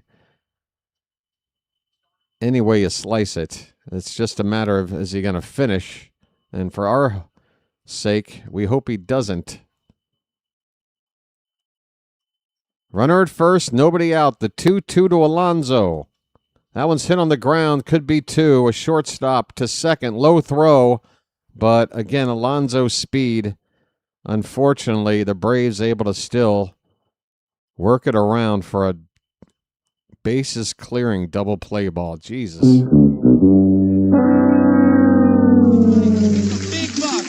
buck, stop it all. I know this has nothing to do with whatever. Just, can we move Alonso out of the 2 spot, please? It just feels weird. It doesn't make any sense. He was perfectly fine. Gunner! That's a Gunner swing! Get out! Get out! Gone! Bye! Bye, Birdie! Gunner! We've missed that swing! Where have you been? Number 18 on the season, out to right center, and the Orioles have doubled the lead. It's now 2-0.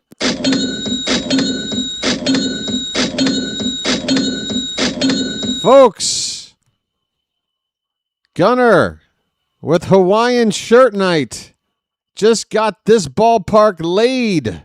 It's magic, you know. It's magic. On a magic carpet ride. On a magic carpet ride. You believe in magic.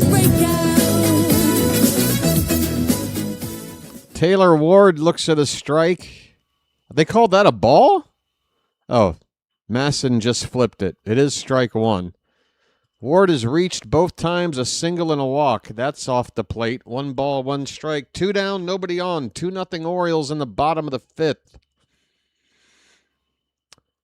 Come on, folks. That one low and away.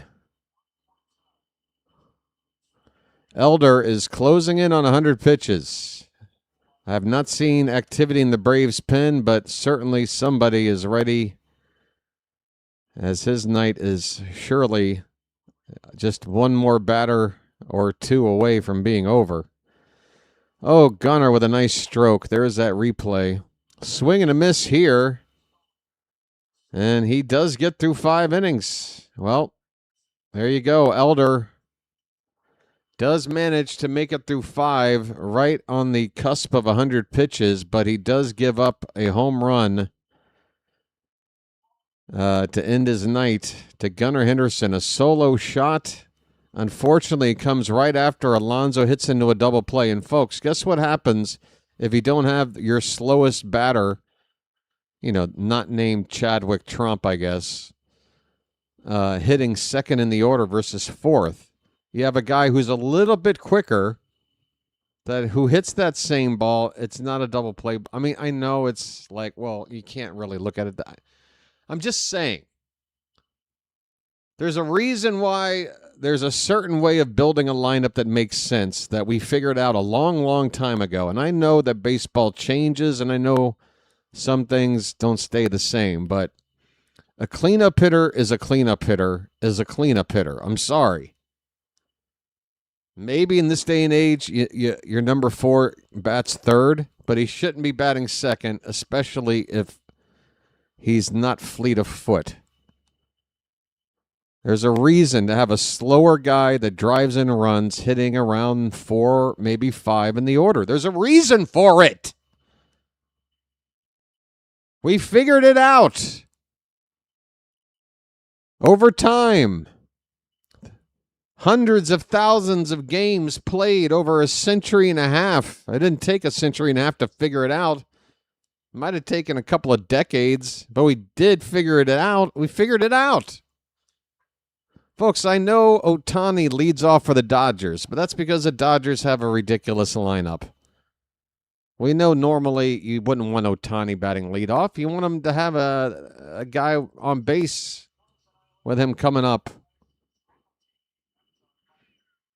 I mean, imagine Babe Ruth batting leadoff. Imagine Babe Ruth batting leadoff, folks.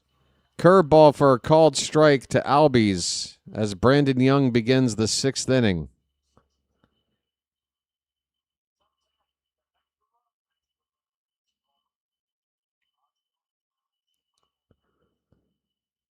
Again, folks, if we're talking about issues, if you're watching along right now, you're going to have to do me a favor and get synced up with me because there is a more than usual lag issue. I understand I'm behind, but there's a way to make it work. Okay, again, I've got the scoreboard info on my screen on a purposeful delay to keep things lined up with me. What you got to do is pause your game, let me catch up to the moment you paused it, and then unpause your game, and now we're synced up together. You feel me, folks? That's the process. Ozzie Albies on an 0-2 pitch takes off the plate. It's 1 ball, 2 strikes. And again, for whatever reason tonight, that syncing up process, we might have to do it more than once because of the lag issues. Here's a swing and a miss, and Albies goes down to his butt on that swing. Chadwick Trump, the gentleman, extends his hand to help Albies up to his feet. But, folks, you got to love striking out an opposing batter and watch them spin themselves to the dirt, helmet falling off and everything. My goodness, Brandon Young. Get that photograph framed of that strikeout.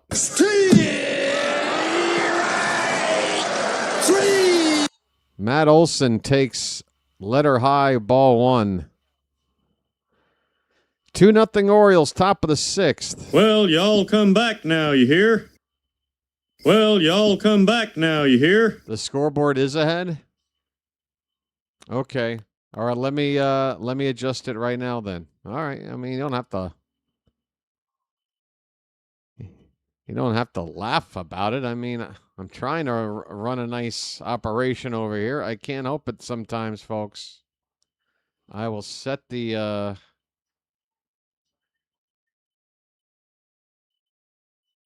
I will reset that. I'm not sure how long it's going to take to kick in. I might have to refresh both of these info screens for it to take effect. So stand by. Going to try to improve as much as I can for you, folks. We got a 2-0 count on Matt Olson. And that's ball 3. Middle of the plate, but low. Trump just challenged, and that's the first bad challenge he's made. That was definitely below the zone. And we're going to lose one of our 2 challenges. Yeah, I mean, by an entire baseball or more. That pitch is low. It's going to take about 45 seconds for the info screen to get back up, folks. Hopefully, things will be lined up a little bit better. Are we getting another challenge, or am I seeing a repeat?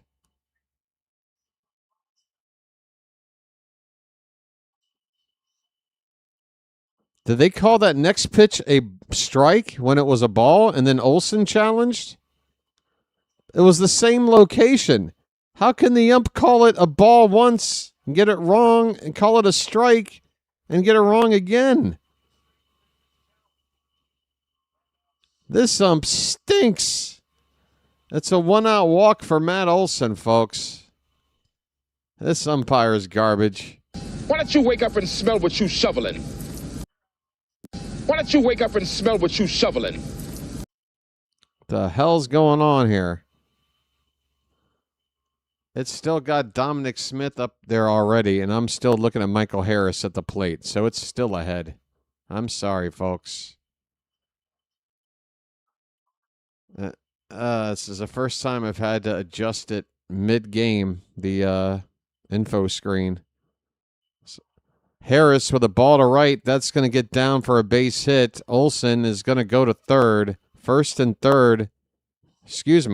and third. Harris makes it a double. Second and third for the Atlanta Braves. Those are the tying runs in scoring position with one out right now. That was the 80th pitch of the night for Brandon Young. Trump is following him back to the mound for a conversation. And I'm going to try one more time. All right, I mean, I'll set it even farther ahead. I mean, don't know if that'll help, but we're going to try to refresh things one more time.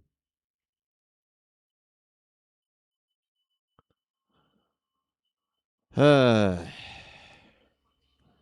out next guy? What?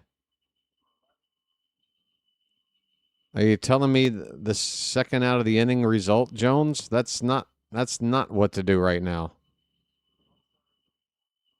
That would be what not to do if that's what you were doing. I'm not sure. There's one out and a runner at second and third.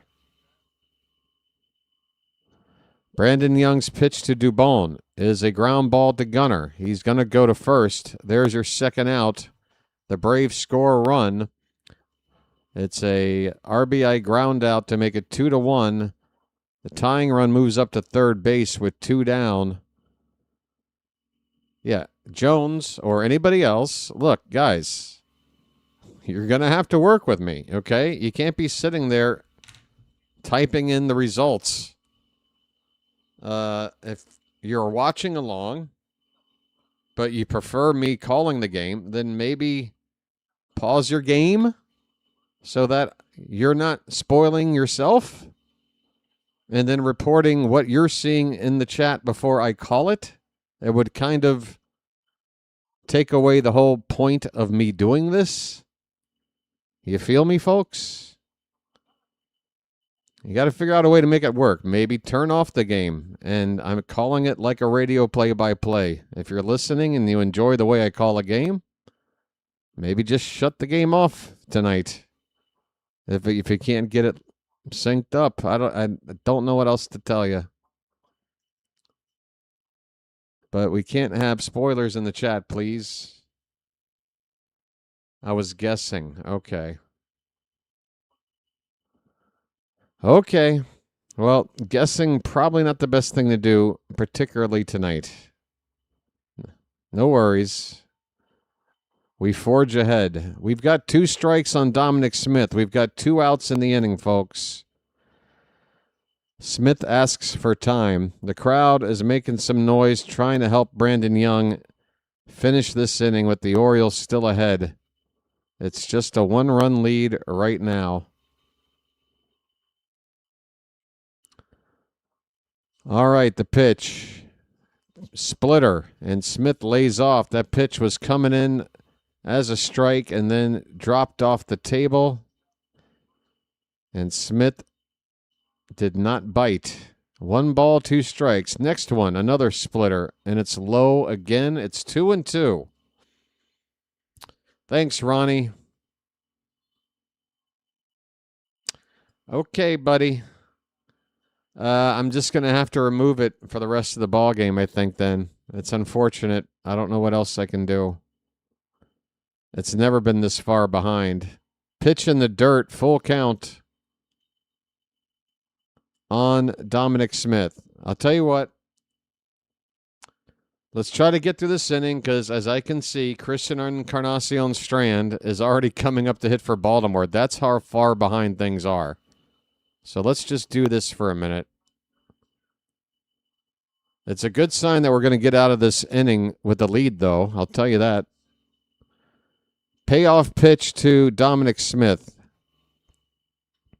Hit back to Young. He stops it with his bare hand, casually picks it up, and tosses it to Alonso to get out of the inning. Folks, great pitching tonight from Brandon Young. He gives up his first run here in the 6th. He still has a lead, and he's walking off to a nice ovation. We go to the bottom of the 6th, 2-1 Baltimore, and I know it's already the bottom of the 6th. Folks, give me a second. I'm going to see if there's some other way to access the game that's not so far behind. with the a minute I have to do it, okay? Once again, my apologies. Some nights are better than others. What can you do?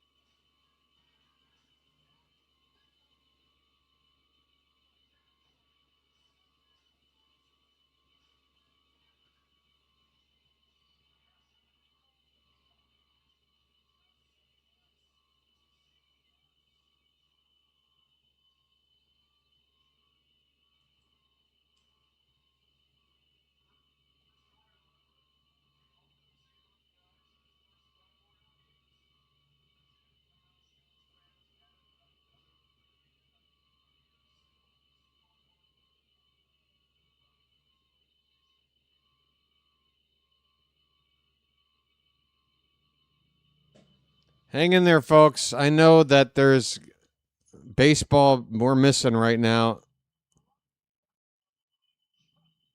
I just saw Encarnacion Strand, who's leading off the bottom of the sixth with a rocket of a foul ball, according to Kevin Brown. Victor Medeiros is the new pitcher on for Atlanta, right-hander. Stand by.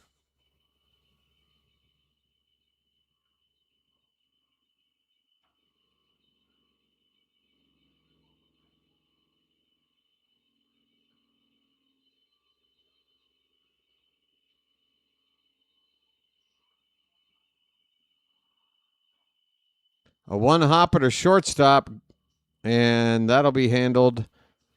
That's the second out for Baltimore quickly. Taveras is that Taveras retired?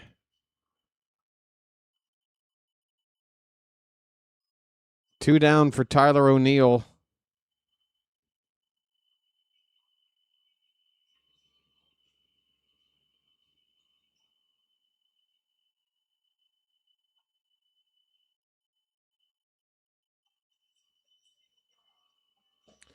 All right, I think I've been bumped up here. All right, folks, we're going to get reset, okay? I've got a stream that's ahead of this super behind stream. Taveras with a count of a ball and 2 strikes, 1 out. But that is old news because we are already into the next inning, folks. And I think it's time for us to get synced up. Top of the 7th. The bottom of the 6th will be a mystery in this game on this channel's history because it's time to get reset, folks. It is time to get reset. Austin Riley's at the plate with a count of a ball and a strike. If you are watching along, we're going to get synced up right now. You can do it now with Riley at the plate, or you can wait for the next batter. But you need to pick a pitch to pause your game. Wait for me to catch up and call that pitch, and then unpause your game. And then I promise, I think we're good. I mean, to the best I can promise, I think we'll be good tonight. 1-2 pitch outside, 2-2 on Austin Riley. That is where we are. That is where I am. That's where you need to be. You might need me to catch up to you, but I'll get there. 2-2 pitch. Swing and a miss. Riley strikes out. First out here in the 7th for Brandon Young. Well, y'all come back now, you hear? All right, folks, we're going to get this to work. Here comes Craig Albernez. Pitching change on the way with the lefty bat of Mike Yastrzemski due up. And 94 pitches on the night for Young. Grant Wolfram was seen getting loose. And that is who the Orioles will be going to right now. Again, folks, I apologize for how things started tonight. But we're going to straighten it out. I'm working on it behind the scenes right now with that scoreboard info, getting those settings back to where they were.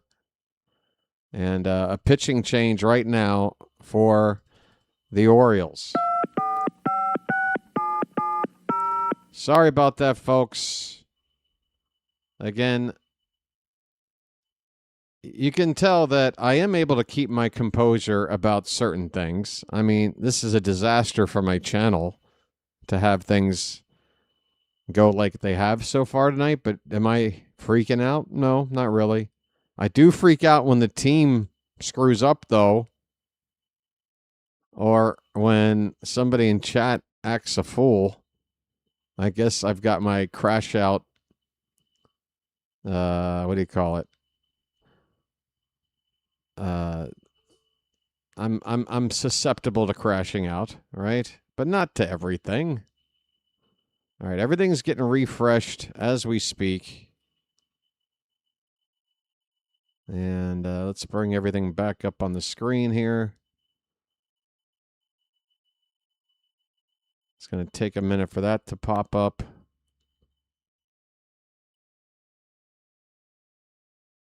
Again, if you're still trying to get synced up with me, pause your game after the first pitch. I think it's Wolfram coming into the game, right? Like, first pitch he throws, pause your game, and then wait for me to call that first pitch, unpause, and you're good to go. This is the process. Typically, it's not this difficult or complicated, but thanks for your patience tonight. All right, Brandon Young, 6 1/3 innings. He went. We will go over his final line here in a minute. Right now, Grant Wolfram needs to take care of business. 1 out, nobody on. Oh, I guess that is the final line then. Young is over. 6 1/3 innings, 6 strikeouts, 2 walks, 4 hits, 1 earned run. Great line tonight. He's going for his 9th win. If the Orioles can hold the lead, he'll be 9-2.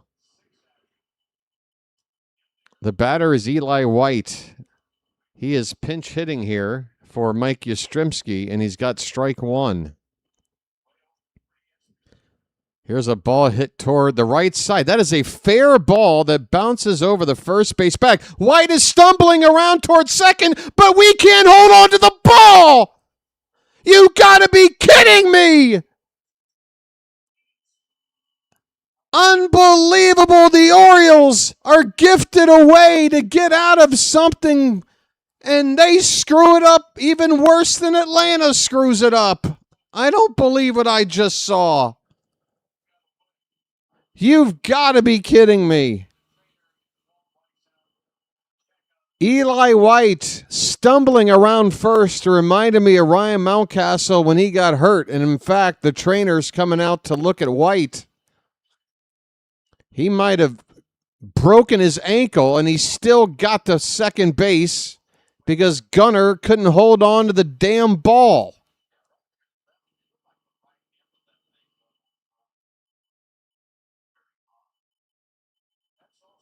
I mean, Gunnar's down there at the base on one knee trying to receive a one-hopper throw that you got to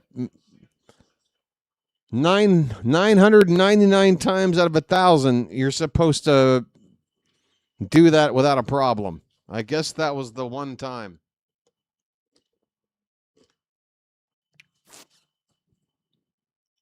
Unbelievable. Gunnar. Don't talk about a short hop, Ben McDonald. I heard that. Don't talk about a short hop. That is any middle infielder's ball to secure without a problem. That is not any short hop problem. Man, stop defending a bad defensive play. The batter is Jim Jarvis, folks. 1 out, runner at second base. That is the would-be tying run for the Braves. And White has got speed, but I don't know if he can run like he normally does after what happened, rounding that bag at first. Rico Garcia's up in the bullpen.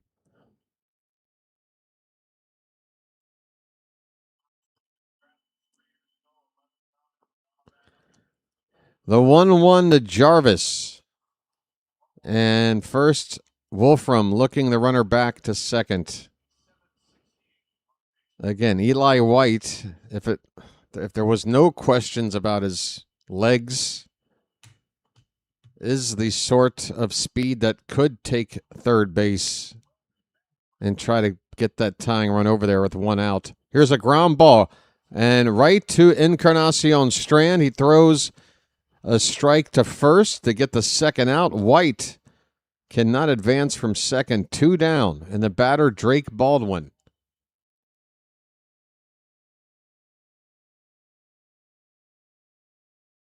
Might I also mention, we brought out Wolfram too early. We only have one lefty we can trust, right?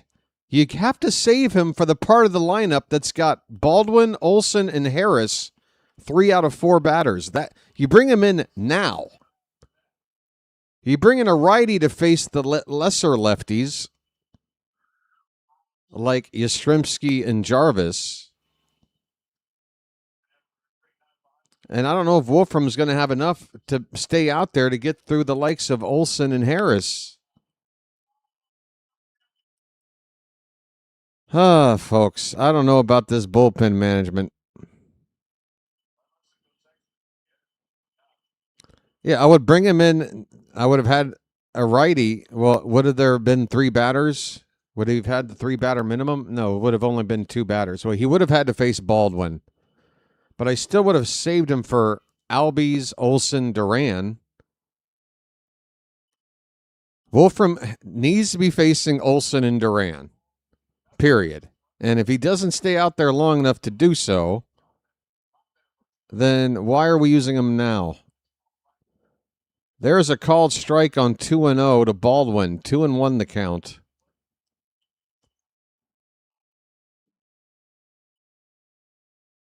If you've only got one lefty that you can even partially trust, you have to use him in the biggest spot of the game where you're facing their toughest lefties, not the bottom of the order.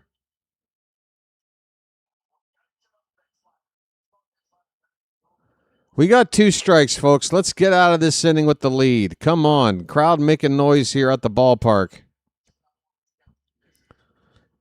Can we hold this lead? 2-2 pitch. Swing and a miss on a high slider.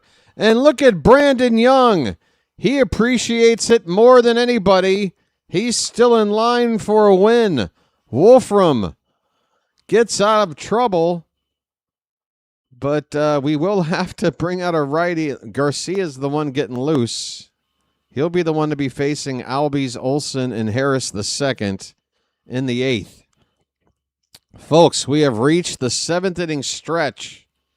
And I can see the sunlight is starting to... Let's fix this now. Yeah, that looks a little more natural.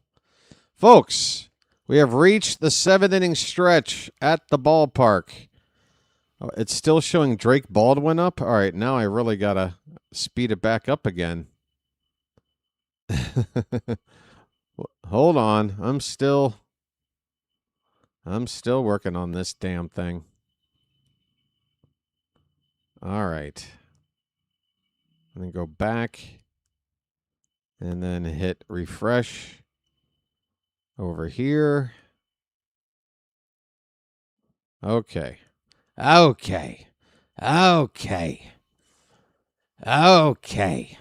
Folks, it's 7th inning stretch time. We're at home. You know what that means. It's time to throw some cakes on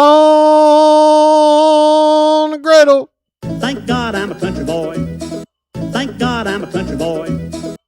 Thank God I'm a country country boy. Thank God I'm a country boy.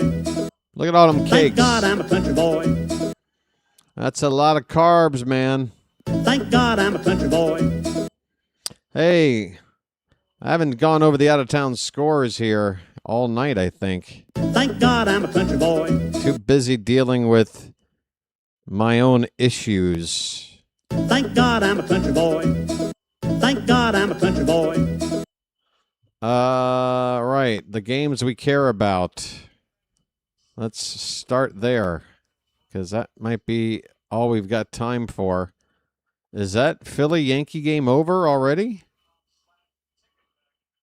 Yankees 3, Phillies 1. Toronto shut out Boston. We like that. 6-0 Blue Jays. Tampa shut out Cleveland.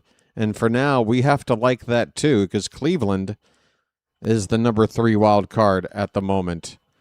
If we win tonight, we gain ground on that final wild card spot, which currently, at least before that loss, Cleveland was in that spot. Boston also lost. So Boston and Cleveland, currently, when this night started, those were your second and third wild card teams. They both lost. We need to win this. Jackson Holiday on a 2-1 pitch, swings and misses at a changeup from Medeiros. Holiday is 0 for 1. He has walked. And, yeah, that's it. It's only his third time up.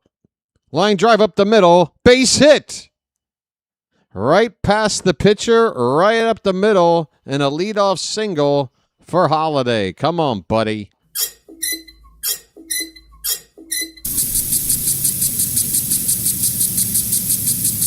You want to get out of my doghouse? Get your ass around the bases and score. Come on. Chadwick Trump is up. This seems like a sacrifice situation. But Trump ain't showing bunt. Strike one. He might not have the ability. It's such a small ball situation. I don't think Holiday can even think about trying to steal. Atlanta's going to be ready for it. Swing and a miss. It's 0-2. 0-2 on Trump.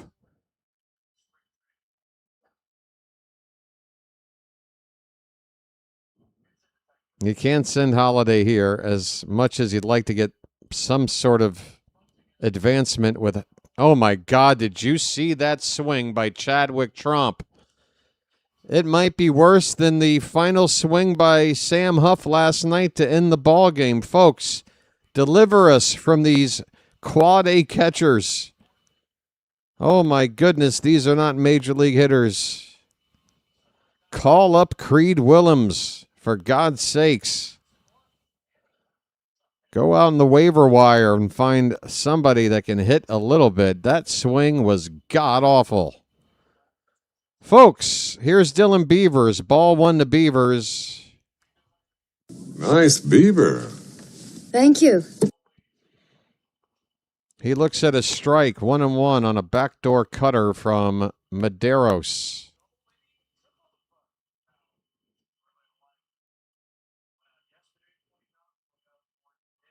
Holiday takes his lead at first. The pitch. There goes the runner. Beavers fouls it straight back. Holiday took a chance there, but unfortunately, we'll never know if he might have stolen his 5th base of the season. 1-2 the count on Beavers. I don't see many Beavers in the chat, folks. I got to be honest. That pitch outside, 2-2. It looks like a pretty Beaver-free looking Charm City chat right now. I don't know what happened, but fan interaction is waning right now. Beavers with a swing and a miss, and he strikes out. Too late now, folks. Too late now. It is. It's too late. to turn back now. I believe you took too much time. Folks, we got to move on. It's Pete Alonso. First pitch, pops straight up. It's going to end the inning. Shortstop Jarvis. He dropped the ball! He dropped the ball! How did we not score? Why weren't you running all the way? Who's on base? If you're running the whole time, you're scoring. Who is that other runner out there on third?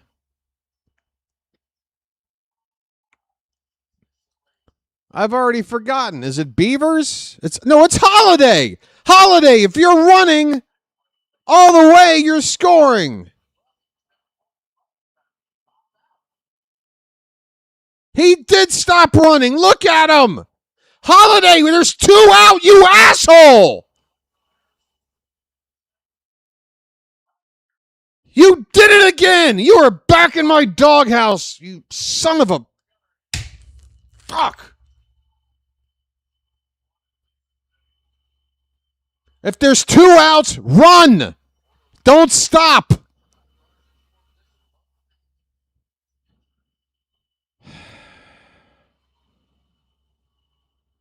Unbelievable. Pitch in the dirt to Gunner. 1 ball, 1 strike.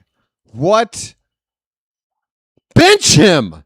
I told you to bench him tonight. I told you to do it.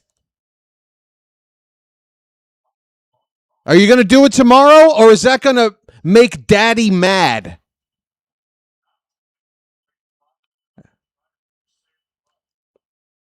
One on Gunner. Swing and a miss.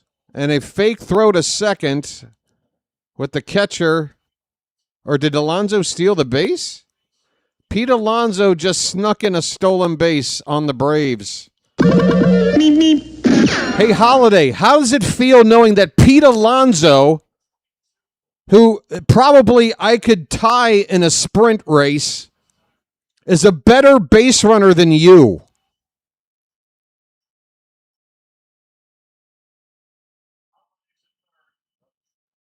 Unbelievable. Holiday. Second and third, the pitch. Gunner pops foul.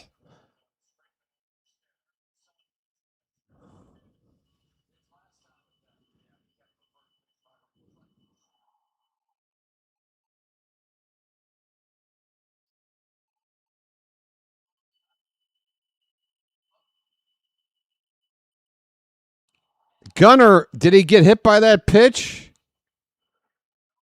It's ball 2, nearly a hit batter. Gunner with a count of 2-2. So now Alonso with more steals than Holiday on the season. And less outs made on the bases as well, I would guess. Swing and a miss. Gunner slams his bat down. The inning is over. The Orioles failed to add on to their lead because Jackson Holiday has the baseball IQ of an oat bran muffin. We go to the 8th inning, 2-1 Orioles. Jesus Christ. You moron. Sorry, I apologize for calling you one for last night's dunderhead lob toss like you were on American Gladiators in that little obstacle course where you got to chuck the grenade. What the hell were you doing there? You just threw away a run. There's 2 outs. You've got speed. Just run, and we score. Not even 100% run. Just run. And we score there. Awful. So mad.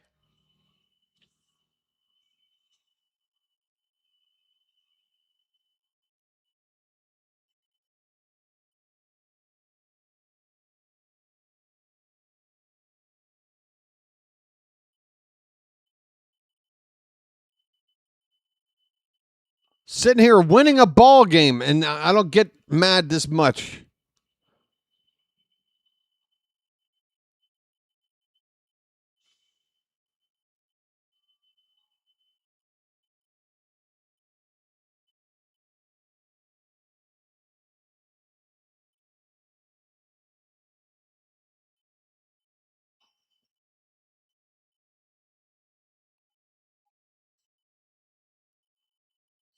can't even help the team out with some just use your legs.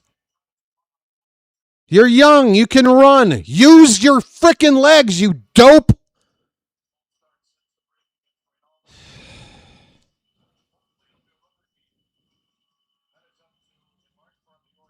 Unbelievable. And just earlier in the game, when he got on base, I'm like, come on, man, use some speed and use something to help the team out, because there's other parts, you're not playing like I'm trying to find something that you can help this team with.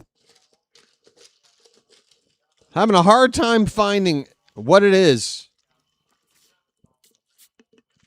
All right, I got to calm down. Ozzie Albies leading off. He's got strike one. Rico Garcia is pitching. He's got to face the toughest part of the lineup, and Albies just crushed one to the flag court. Second straight night, Garcia has given up a game-tying home run in relief. It is 2-2, and I got to get off camera for some amount of time. I'm about to lose my fucking mind.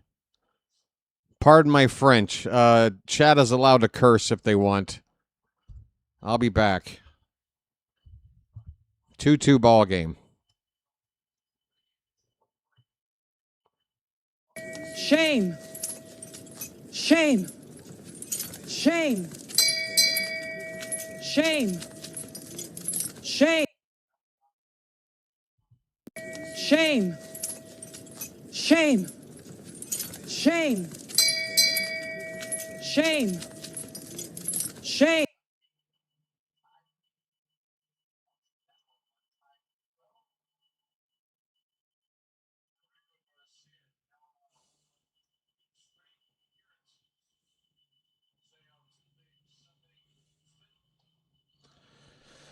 A 1-0 pitch to Matt Olson, misses a little bit outside. 2-0 to Olson. Nobody out, nobody on. A run in. 2-2 ball game, top of the eighth. Brandon Young can no longer win. It'll be a no decision. Olson fouls back the 2-0. 2-1 the count.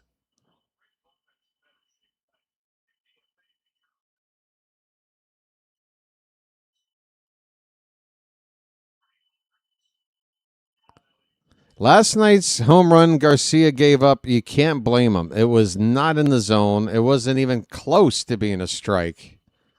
You have to tip your cap to Drake Baldwin, but this one, not the case. Back-to-back nights. Unbelievable. 3-1 the count to Olson. Swing and a miss on a changeup, 3-2.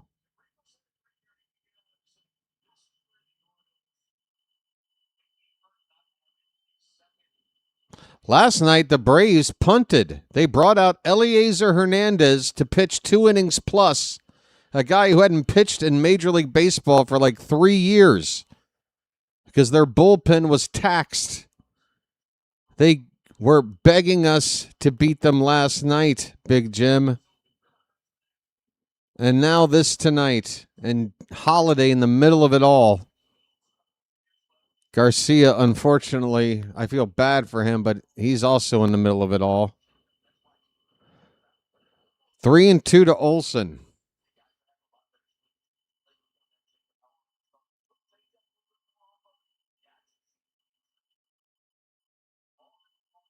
Still 3-2. Foul ball. I am so... My blood is boiling, folks. I need a lucky. Thanks. Whoever just put that cigarette emoji in the chat, thanks for the reminder. Have a lucky. Called strike 3 on a curveball. Olson's tapping for a challenge. He's going to lose it. That was in the zone. Up and in, but definitely completely in the zone. See you later. Inning is over. Or is it? What am I talking about? It's only the first out. Talk about wishful thinking. Michael Harris II coming up. And again, might I add, the lefty I wanted to face the combination of Albies, Olson, and Harris. Harris does pop this up on pitch 1. Holiday is roaming out in the shallow right center. He makes the catch. 2 down. Ah, man. All right, I'm coming back on camera. Hi. Welcome to the Oriole BirdWatcher Channel. We're a nice, even-keeled crowd here, you know? Nice and even-keeled. Right? Mauricio Dubon takes a curveball at the top of the zone for a strike. He is 1 for 3 with an RBI single. Jackson Holiday, man. Now with that, I didn't even put it into words yet, but obviously it's not a tie game right now if Holiday just plays the game with the respect that it deserves. 2-out run. I've watched this game now for 4 decades. And the baseball I know, I don't care how many runs you're behind or ahead. If there's a runner on base at first or second and there's a pop-up with 2 out, they just start running the bases. They just start running, and they don't stop. Why? Because 1 time out of 1,000, something like that happens. And then you score. And I've seen it happen. And you get that run. 2-2 pitch for Dubon is fouled back. It's like this generation of players, I don't think it's just Holiday. They just don't respect this game anymore. They grew up playing it on their Xbox, I guess. I mean, it takes one to know one. I play my share of video games. I'm about to be 50 years old. But good grief. I do remember just going out and touching grass in my early childhood. Learning a few things about how this game is played correctly.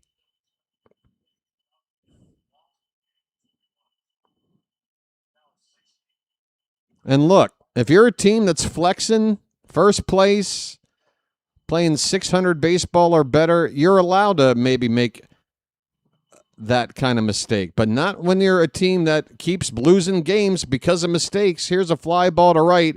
It's on the track. Beavers makes the catch. The inning is over. Tie ball game on a solo home run by Ozzie Albies. We go to the bottom of the 8th, 2-2.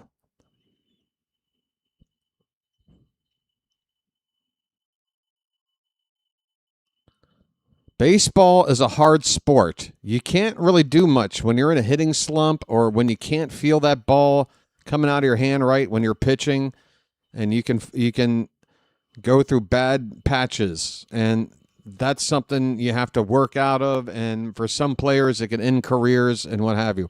What you can work on, what you can perfect, what doesn't need to turn into a slump is playing fundamental baseball. Hustling, treating every situation like it's critical. There's 2 outs. I'm the lead runner. Well, let me start running. I'm Jackson Holiday. I got speed for days. That pop-up has been in the air a long time. I can score from first if that ball happens to fall. If you're 100% sure that ball is going to get caught, don't even bother moving up to second base. Just stand there and wait for that ball to get caught and then go back to the dugout. Don't even pretend to be going around the bases like it's some sort of obligation. Sorry for that obligation, young man. You got to run for 15 seconds. Sorry to tax you like that.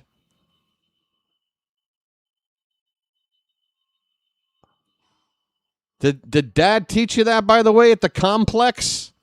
Was that part of the state-of-the-art complex you grew up in, all the latest technology to be the next generational talent? Did maybe you were sick that day on that lesson, I guess? I don't know. Maybe the Wi-Fi was down that day. I don't know. All right, I'm going to stop complaining. I can't even look at the chat right now because I feel like half of them are going to be like, dude, move on. I'm just in a mood, okay? Didier Fuentes is on. Come on, we can win this game in spite of ourselves. Slider outside for ball one to Taylor Ward. We've got the middle of the order up here in the bottom of the eighth. Ward has a single and a walk tonight. Fouled back, 1-1 the count. Taylor?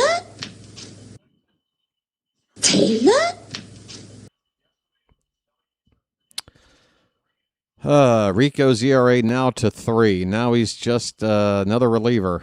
It's like all that great work in that first couple of months is fading away. It sucks to see. I told you guys when he was in it, enjoy it while it lasts, because there's no way that was going to stay up for any, a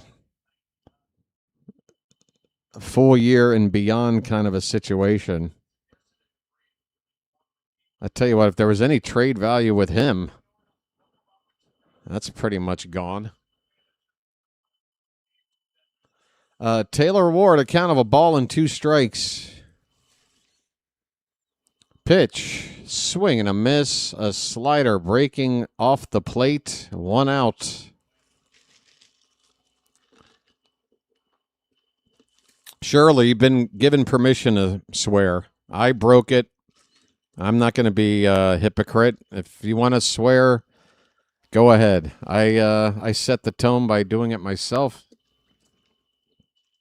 Try not to, abuse it, folks, but if you feel it, go with whatever your feeling is. Just be genuine, whatever it is. Christian Encarnacion Strand takes ball 1. How about a go-ahead homer from this guy? Swing and a miss on a rising fastball at 99 from Fuentes. Come on, buddy.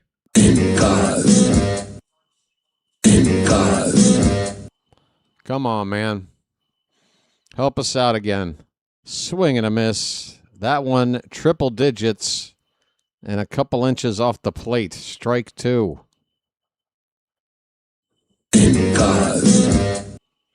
Yeah, Brad, that would be an example of abusing it right there. That's kind of ridiculous, but fair enough. As long as you don't spam it, we're good. Swing and a miss, and that'll do it for 2 down. Boy, this script looks awfully familiar right now. Anybody experiencing deja vu with this ball game? Was Gary Newman a smoker? I have no idea. Pop foul.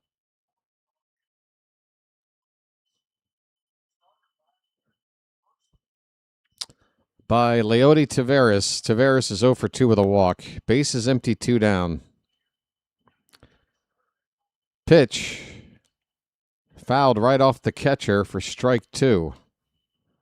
Again, Fuentes is getting that ball up there at 100 miles an hour.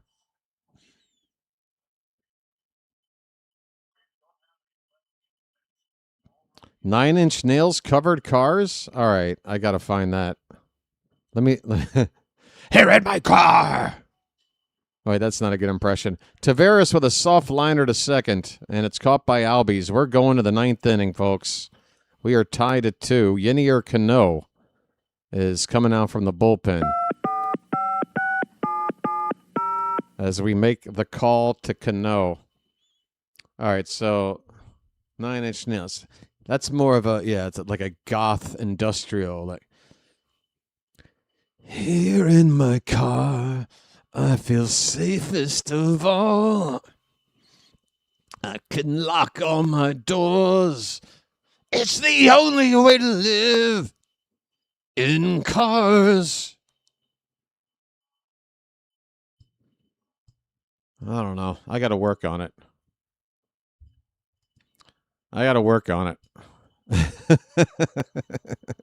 That's a tough one. If this is a real cover, I need to find it. So, trust me, I've never heard it. I can mimic stuff pretty good, but I just can't imagine Trent Reznor's vocals. Does it sound like a Nine Inch Nails song? I wouldn't expect him to just do a straight-up cover. It's too bad Johnny Cash isn't around. Then he could cover the Nine Inch Nails version of Cars. Here in my car, I feel safest of all. I can lock all my doors. It's the only way to live in cars.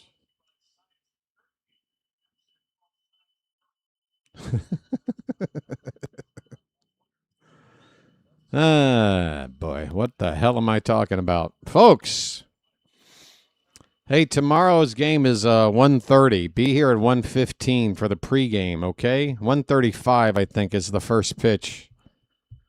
1:15 p.m. tomorrow, which means a doubleheader for me, basically. So if you see me wearing this shirt for tomorrow's game, remember, for me, it's just later tonight. Leave me alone. Here's Dominic Smith. It's the number 6, 7, and 8 hitters for the Braves. First pitch from Cano is a strike. Sinuses are starting to kick in again. 0-1 on Dom Smith. Pitch. That one is fouled over the third base side. 0-2 the count. Folks, speaking of count, the like count could definitely get to 200 here tonight. We've been hitting 200 plus on the regular. And if I had mentioned it more often during the game, I think we would already be there. We've got well over 250 people here. 33 likes gets us to 200. Please hit that thumbs up and let's get there. 0-2 pitch is low, a splitter by Cano. 1-2 the count. Just take a moment and tap that thumbs up, please. Here's a chopper to second. Holiday will throw out Smith. There is one down in the top of the ninth. 30 likes to 200, folks. I promise we get there. Make it 29. We're in the 20s. We get to 200, I'll drop it, and I'll give you a big old thanks. A big old virtual hug. Austin Riley swinging a miss on a good sinker by Cano. Riley's 0 for 3. Raziel Iglesias, the Braves closer, I believe, is up in their bullpen. This ball's hit over to third. Encarnacion Strand fields and throws out. Austin Riley, 2 down.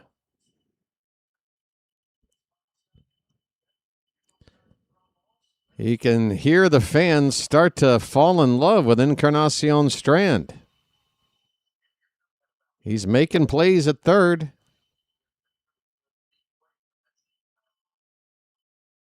That is 2 out, nobody on just 6 pitches, and we've got a pinch hitter coming up here for Atlanta. It is Brewer Hicklin, who is in the ball game for Eli White, and White, I guess, did do some damage to himself, pinch hitting and rounding first base. Swing and a miss by Hicklin. 0-1 the count. So he will take over in right field. Swing and a miss, 0-2. I believe Phantom was letting us know last night that Hicklin is super fast, but probably not much of a hitter. Just leave him off the base and you'll be fine. We got 2 strikes. We got 2 outs. Here's the pitch from Cano to Hicklin. On the corner, appeal on the swing. He went. It should have been strike 3 called anyway. That'll do it.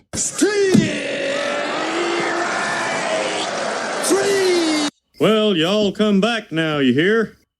Well, y'all come back now, you hear? Hit the bricks, pal. You're done. You get nothing. You lose. Good day, sir. Well, I say when you gotta go, you gotta go. How about this? Peace, love, dope. Now get the hell out of here. All right, folks. I do believe it's time to call upon a friend. Where are you, buddy? Please. For good times. Good old times. Let's go. Remember the good old times when I would break out the hat and Orioles magic would commence? It feels like it's been a while since the hat's truly been there for us. But I ain't giving up on the hat. The hat, please. Help us walk this off. Bottom of the ninth is coming up. You want to know who's due? There you go. O'Neill, Holiday, and somebody for Trump. That's who's up. The bottom of the order. Anybody gets on base, Beavers. Raziel Iglesias looks like he's going to come out and treat it like a road team should treat it, like it's a save. Well, no, that's not necessarily true. They could save him for the 10th. Yeah, as the road team, I opt to hold on to my closer with this Ghost Runner situation until the 10th inning.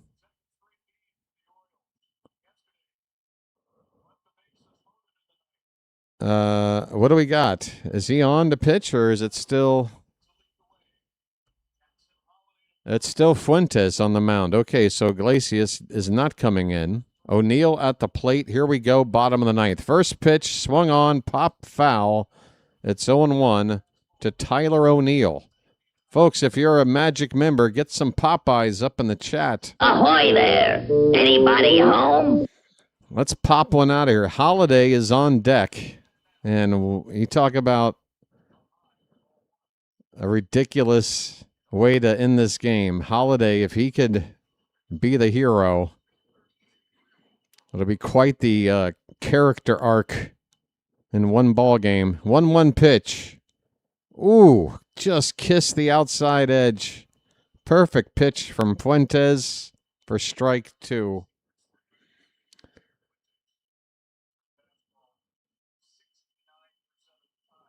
The 1-2.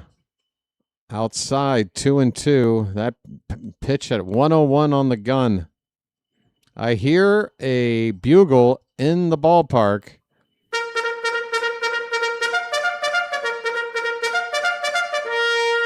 Two-two pitch. That is very high. Full count. Come on, folks.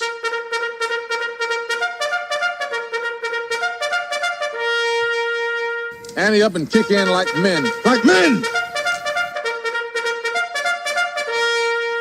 The payoff pitch popped up behind the plate and into the crowd. We'll do it again. Ante up and kick in like men. Like men! Ante up and kick in like men. Like men! Come on. We got a full crowd here tonight. Send them home happy, especially after how things went down last night. Come on. 3-2 pitch. Swing and a miss.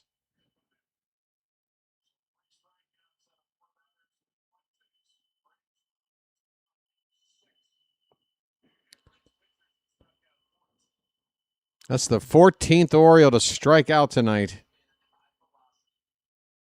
Elder had 8. Medeiros struck out 3 in 2 innings. Fuentes has struck out 3 of the 4 outs he's gotten. Holiday with a swing and a miss.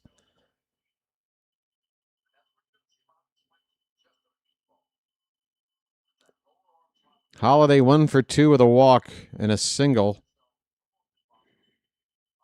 Colton Cowser is on deck to hit for Trump. And look at that swing by Holiday. Going after a pitch neck high at 100 miles an hour. I'll give you a hint. He didn't make contact. It's 0-2.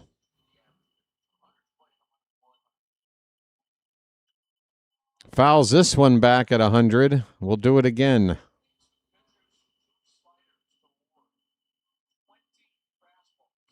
It's been nothing but gas here from Fuentes. Another 0-2 to Holiday. That one off the plate. He went with a splitter that time. 1 ball, 2 strikes.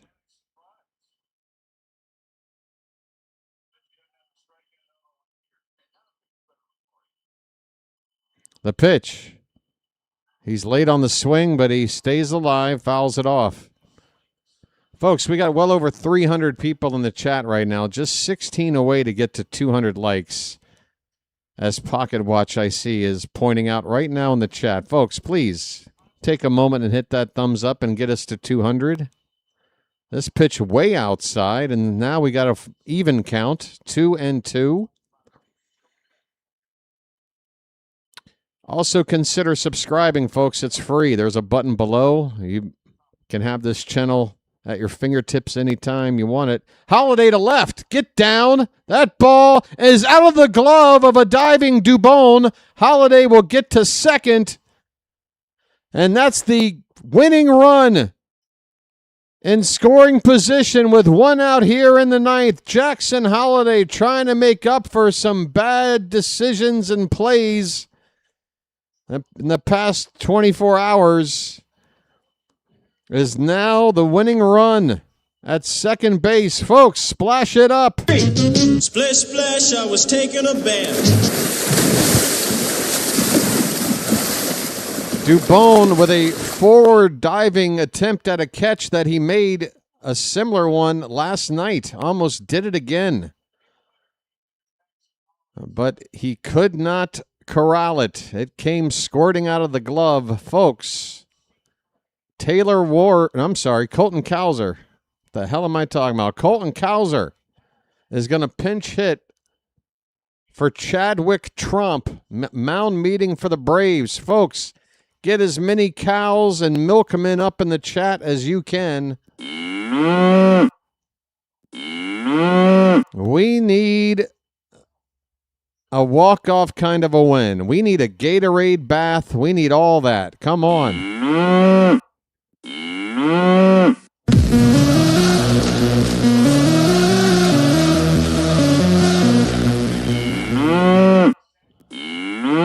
Come on. We're due for a walk-off. 1 out. Holiday at second. Fuentes is ready. First pitch to Cowser. He lays off low for ball 1.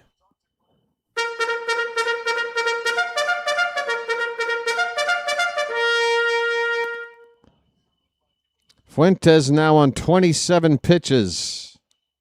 The 1-0. Swing and a miss. Oh, he got a straight. Oh, that was a splitter? Even worse. I guess he was out in front of it. That splitter didn't drop much. It was almost like a straight changeup. 1 ball, 1 strike. Pitch. Cowser pops it up, but he's going to get out of play. That is strike 2, but it's better than a foul pop-up. Off the bat, I was a little scared. 1 ball, 2 strikes. Come on, Charm City.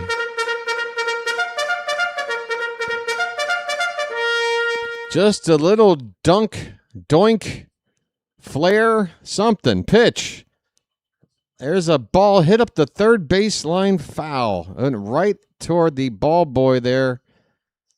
Down the left field line. Still 1-2 on Cowser.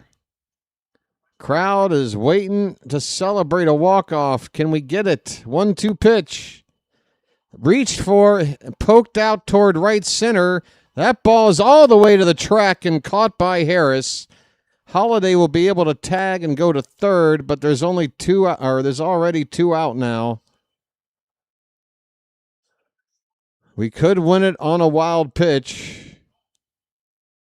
That's what that extra base can do for us. Maybe a error on the infield hit kind of a thing. I don't know. We got 2 outs, though.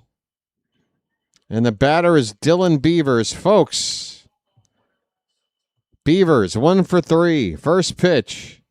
That ball's to hit, and it's through! A base hit to right! Holiday taps the plate, and the Orioles walk it off! We're in the win column! Get out the Gatorade! The Orioles win it! 3-2!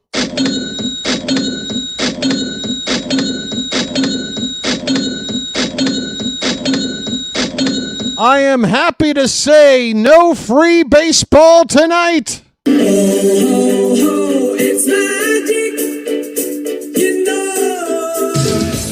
Oh, it's magic. On a magic carpet ride. On a magic carpet ride. You believe in magic.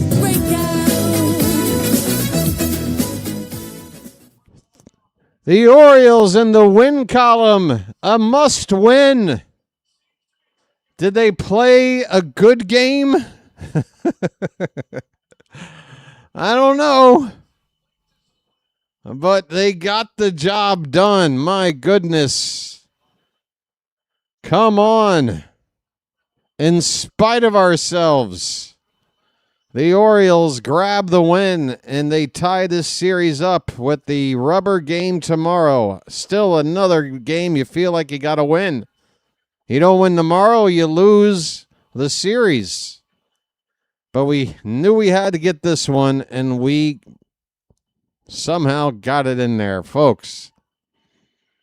3 runs, 7 hits, no errors. The Orioles left 7 men on base. Braves 2 runs on 6 hits. They made 2 errors. They left 6. Cano gets the win. Fuentes the loss. No save to be had. That ball by Beavers just out of the outstretched glove of Albies, and when he laid out, he just laid there like he took a nap, knowing that game was over. Beavers comes up with the big hit. He gets that one extra at-bat by being up there in the leadoff spot. He gets that 5th at-bat that no other Oriole got tonight. And it's a walk-off hit to give him a 2-for-4 night. I say keep him right where he is. Get Alonso out of the 2 spot, please. Put Ward and flip-flop Ward and Alonso, and this lineup can make a little more sense. Okay? 3 runs, got it done, but it's not enough for this offense to win on a consistent basis. By the way, Jackson Holiday, 2-hit night. I appreciate it, buddy. But you're still in my doghouse, man. You're still in my doghouse for just giving up, rounding those bases on a pop-up with 2 out, man. Again, I don't know if I'm from a generation that no longer has any say in how things go. But that generation, they stuck to their guns with the belief that 2 down, you run it out. You don't run, again, I don't want anybody to mistake that. I'm not saying Holiday should have been running like he's trying to make it inside the park home run. I'm not talking about 100% full speed gas running. But if he just runs like some effort of running with the speed that he has, he scores on that play. He does. But we won the ball game, folks. We won the ball game. It would be unfair for me to just sit here and bask in the glow of the win without addressing that mistake by Holiday. But now that I have, let's talk about the win. Let's talk about the win right now, folks. How you feeling, Charm City? Magic, magic, magic, magic. Orioles magic, baby, magic, magic. 3-2 of the final. That's win number 51 on the season. Orioles are now back to 3 under 500 at 51 and 54. I will say it again. I am okay if this team can get back to 500 by game 120. In other words, get to 60 and 60. Get that 60th win by the time we get our 60th loss. Right now, in order to get to that record, we got to go 9 and 6. That basically means going 2 out of 3. 2 out of 3, 2 out of 3, 2 out of 3. Win these series. You can afford to drop a game. You can afford to drop a game. I would say any series that's got Dean Kramer scheduled to pitch, that might be a game that gets dropped or whatever. But there is room to still, lose from time to time. You just got to start winning 2 out of 3, and we'll get to 60 and 60. At that point, you still have to play above 500. There's still work to do, but we got to get to 500 before, September, folks. We got to get there. And I want us to get there 60 and 60, 9 and 6, in order to get to that record, to me, seems realistic enough. It doesn't seem like I'm, on the goofballs asking for something incredibly out of reach. You feel me? Can we get to 60 and 60? If we can get to win 60 before lost 60, I'll be happy as a clam. But I'm just trying to be realistic and not too greedy, but still giving us some time. That would be 42 games left to then fight it out for one of those wild card spots. But,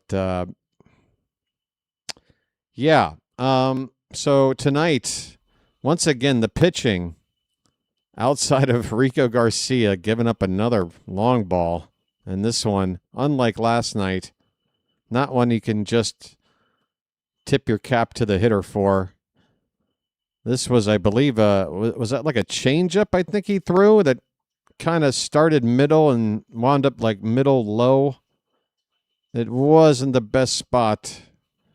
Or it might have been middle up and then finished middle. I don't know. It wasn't a good pitch. Brandon Young, though, continues to be stellar. He drops his ERA from 3.25 down to 3.13 and is now closing in on 100 innings pitched on the season. 6 1/3 innings, another quality start, half a dozen strikeouts. He scattered 4 hits and 2 walks, giving up just the 1 earned run. I think allowing us to cuss is what gave us the win. Big Jim, are you suggesting a new policy going forward?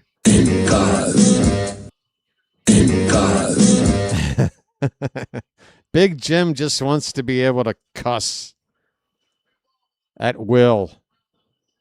Folks, we only police it to make sure that it doesn't get abused. You feel me? I want the Charm City chat to reflect what going to the ballpark is like, which is, you're going to hear some swear words here and there, but you also realize that it's a event for all ages and, whatever and stuff like that, and you just don't want to have things going crazy. You're done cussing? Well, that's bullshit. Keep going. No, I'm just kidding. All right, folks, I'll tell you what I think is our lucky charm. That is Ben McDonald wearing the Hawaiian shirt with the cutoff sleeves, showing off his farmer's tan. His neck looks like bacon that's been left in the fryer for an hour too long. His arms look like they look very pasty. He's got the farmer's tan, folks. The upper arms. I love it. Big Ben rocking that shirt. I think Ben needs to help out and wear that shirt. I tried that 7-game win streak, folks. I was sitting there with a shirt-wearing good luck charm thing I was running. Ben can help us out. Hey, folks, we got over 200 likes. And, I didn't realize the odometer up to 5390. Folks, we're just a handful of subscribers away now from 5,400. And once we get to 5,400, folks, 5,500 is right there. It is right there. And, wow. By the way, let me just apologize again for those that have been here for the entire broadcast. That first half of the game, maybe the first 2/3, I can't quite remember, but it was pretty lousy with the delay and lag issues. But things got fixed. And again, living out here, sometimes I've got to find some workarounds to make it happen out here, folks. But it's all for the love of the game. And boy, do I love this game of baseball. You would never know it with some of my crash outs, but I do love this game of baseball. I promise I do. So Beavers, again, looking at the box score here, Beavers 2 for 4 with an RBI. That was the walk-off hit. He also drew a walk. So he got on base 3 times tonight in that leadoff spot. Alonso 0 for 4, but he did score a run after reaching base on an error. Actually, Alonso reached base twice on an error tonight. Kind of strange. He did score a run. Gunnar Henderson struck out 3 of the 4 times he came to the plate, but that 4th time he hit a home run. That was his 18th of the season, I believe. Taylor Ward went 1 for 3 with a walk in that cleanup spot that I don't think quite fits him. Christian Encarnacion Strand. First at-bat struck out. Last at-bat struck out. Also had a ground out to shortstop. But he did have a single that drove in a run back in the 3rd inning. Pete Alonso came in to score. That was a 2-out hit. That was a big hit early. Leody Taveras, his average continues to dip. 0 for 3 tonight. He did walk first time up, but his average now in the low 230s. Taveras is starting to fade himself out of any kind of regular playing time, in my humble view. Yeah. Tyler O'Neill got to DH tonight against a righty. Didn't really work out for him. He went 0 for 4. Struck out 2 of the 4 times. Hit into a double play another time. So, yeah, if you're wondering why I'm asking for Heston Kjerstad to be called up right now, it's so that the DH against a righty like tonight doesn't have to be Tyler O'Neill. It could have been Kjerstad. Perfect arrangement to get that lefty bat into this lineup and see what he's got. I hope the Orioles can figure it out. I hope the Orioles can figure out right now that, again, I said it. Send Mayo down tonight and call up Kjerstad. Because I don't see where Mayo fits into this right now, the way Encarnacion Strand's going. But I do see where Kjerstad can help out, and that's playing in that DH spot instead of Tyler O'Neill. Folks, we agreed on this? I hope so. Jackson Holliday with a 2-hit night, but it's marred by terrible base running. We could have scored a run that at the time would have given us the lead. We wouldn't have had to sit here and play a bottom of the 9th had he just done his job. But he slowed up on a pop-up with 2 out that was dropped. But he did reach base 3 times tonight, a single, a double, and a walk. He also had several fielding chances, and he did not do anything like last night. Chadwick Tromp 0 for 3, batting 9th. Cowser pinch hit 0 for 1. By the way, the catcher spot now, I think I saw a stat. Tromp had a hit in the catcher spot last night, and that was the only hit any Oriole catcher has had in like 5 games. And tonight, another hitless night. So it's something like 1 for 25 from our catchers in this no Adley, no Basayo part of the season we're trying to play with here. Really hurts to have them both down at the same time. And again, they're both down. If you're not going to call up Kjerstad, call up Creed Willems. That's another lefty bat. He's got some hitting tools there. And we know what Sam Huff is. He's a journeyman backup catcher at this point.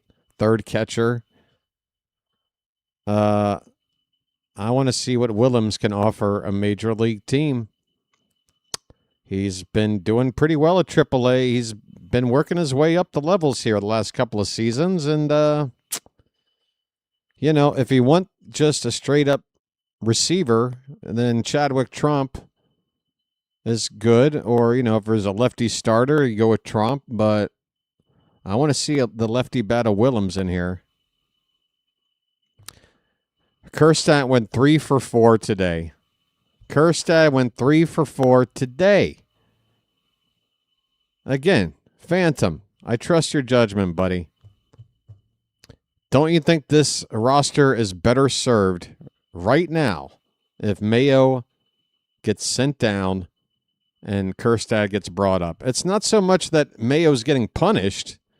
It's that Encarnacion Strand's hitting, and we could get some help with the lefty bat in the middle of this order, which maybe will get Alonso to go back to where he should be. And, if you got a guy like Kjerstad hitting behind him, there's that protection that Sammy was given Pete, and we saw how Pete was working with Sammy hitting behind him. I mean, he's batting .345 this month. Come on, call him up right now. And again, the other thing that makes this so abundantly clear is that we're going to ask him just to DH.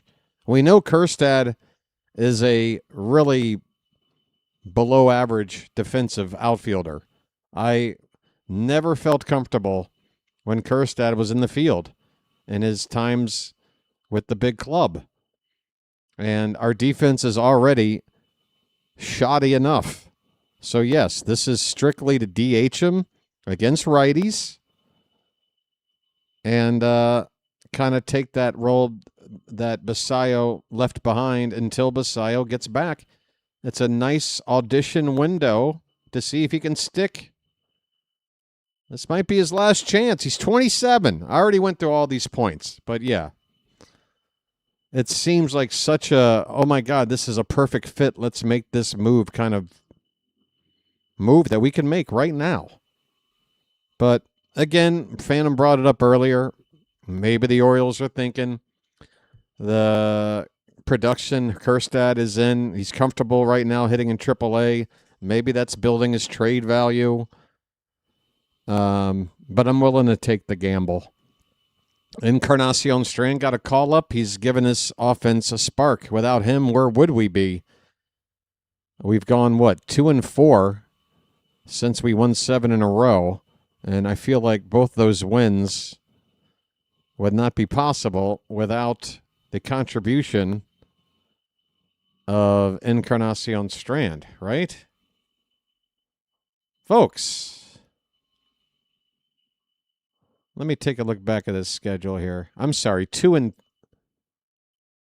3, not 2 and 4. 2 and 3 now. Forgive me, 2 and 3 since yeah. But we need to be playing winning baseball, I guess is my point. He's even hitting both lefties and righties with even a better average against lefties. Yeah, and Encarnacion Strand, again, right now, even if Mayo were for some reason playing third base, like say a lefty starter's on the mound, and you want to DH somebody else like an O'Neill or something, and you had to play Mayo at third, I would still bring in Encarnacion Strand for defensive upgrade late. I mean, seems to me he's given you the offense Mayo can give you from either side pitcher plus better defense. So how's Mayo getting into this lineup without forcing him into the lineup? Yeah, I think I've made my case. So what is it, like 150 to 50? Because I think the last I looked at Kjerstad's stats, he had about 200 at-bats. Maybe, I mean, it's going to be 200 and change. So I'll guess like 160 to 60 on at-bats for Kjerstad this season. Righties versus lefties. 156 to 2 to 6. Okay, pretty much on the money. All right. I was close. I think if that's a bid on the Price is Right, I'm making my way up onto the stage with that bid. Yeah, call him up. Right? Anybody saying no, don't do that. Doesn't make sense. Mayo should be still sitting on this roster right now. It's not like I'm saying Mayo can't ever be given another chance himself to establish himself, but he got to take turns. What's Mayo's age right now? What is he, 24? Kjerstad's 27. I mean, again, if not now, when? What's Mayo's age? I'm looking it up. I think he's 24. Yeah, he's 24. Will turn 25 in the offseason. So it's not like you send Mayo down and it's like it's his death certificate. And it might only be a case of, 1 week of Encarnacion Strand suddenly looking like the AAA player he's been the past few years, and we just make the switch back. Whatever. We got an option to use. Send Mayo down. No more opening up the sandwich for right now. And yeah, Taveras at third base. Oh, God. Yeah, so many reasons. Yeah, and Mayo can, you send Kobe Mayo down. You know what the best thing is for him down there, other than getting reps defensively, which is obvious? But he's going to play every day down there. He's going to face righties down there. If Mayo wants to be a big leaguer, he can't just be a DH exclusively against lefties. That's not a job. That's too niche to be taking up a spot on the roster. You got to either be able to hit from both sides, or you got to give some amount of defensive help. Or, I mean, it's just got to be the greatest bat against lefties of all time that can only DH. And then, again, it just gives you less lineup flexibility, and where the guys got, it's just, ugh. And I'm a big Mayo. I was a big Mayo guy. I'm not saying I'm not anymore, but I really didn't think he was going to be as bad defensively as he looks to be. I wasn't expecting that. And then, before we went out and signed Alonso, I was thinking, well, Mayo at first base, he got some reps there near the end of last season. Seems to be able to receive the ball okay over there. Didn't see him struggle too much. I don't know how many chances he had to get some of those short hops for scoops, and how well he did at that. That's an important part of the position. We've seen Alonso save so many throws this season. But from what I do remember about Mayo at first, I don't remember him. Well, it's very rare to have to make a bad throw as a first baseman, but it just seemed like a position where you could put him and it wasn't going to be so detrimental to the team's chances of winning a ball game. Anyway, I'm just flapping my gums, folks, right? Well, I see Alan there saying facts. All right, I'm spitting out facts. As long as I'm spitting out facts, I don't feel self-conscious about continuing to talk about this ball club. What else? Well, Game 3 tomorrow. Let's take a look. We've got Shane Baz up against Reynaldo Lopez. Another right-hander. We're going to get Montero, a righty, Game 1 in Detroit. Troy Melton is another righty. So we've got righties all the way up to Scoobel, that final game in Detroit. So next 3 games, after 2 straight righties, 3 more coming up, and then Scoobel. And Scoobel is the kind of pitcher where you don't even really give a shit about, oh, we got too many lefties on the lineup. It doesn't matter. Stack all the righties you want. It's still the 2-time reigning Cy Young Award winner. It's not going to be easy. So, again, if you had Kjerstad here on a night like where Scoobel's pitching, no big deal. It's not like some right-hander is going to suddenly figure out Scoobel in Kjerstad's place. Plus, as Phantom has pointed out, Kjerstad's hitting left. Call him up. I'm sick of talking about it. We got these righties coming up. Dino's turn is coming up in that second game in Detroit. That's the matchup with Melton. Bradish versus Montero, game 1. Rogers versus Scoobel, game 3. And then it's the Phillies. So we've won 2 out of 3 with the win tonight.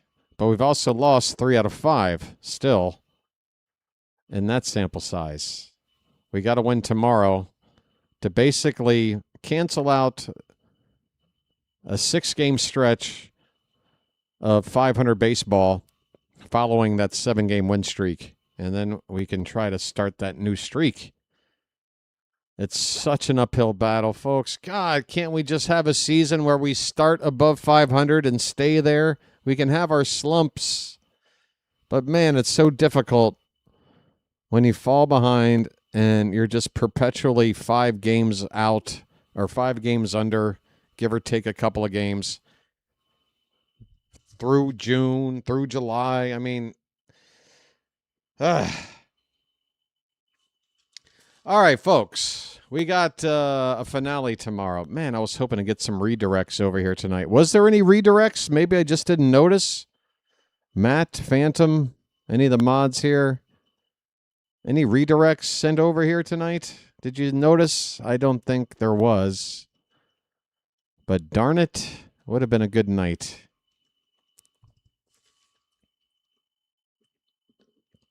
With the way this team struggles against lefties, we can't afford to send Mayo down. He's flat out the best hitter on the team against lefties. Napoleon, game 2 of the doubleheader, we faced a lefty, and he didn't even make the lineup. Alvarez went with Jonathan Rodriguez instead. You feel me? I know Mayo's done well against lefties. I've said it many times. He's got one attribute that's helping. He can hit lefties. But I think if you take a more recent sample size, I don't know, last 20 at-bats, it's not been that 1,000 OPS lefty hitting kind of thing we've been seeing lately. And, yeah. I hear what you're saying.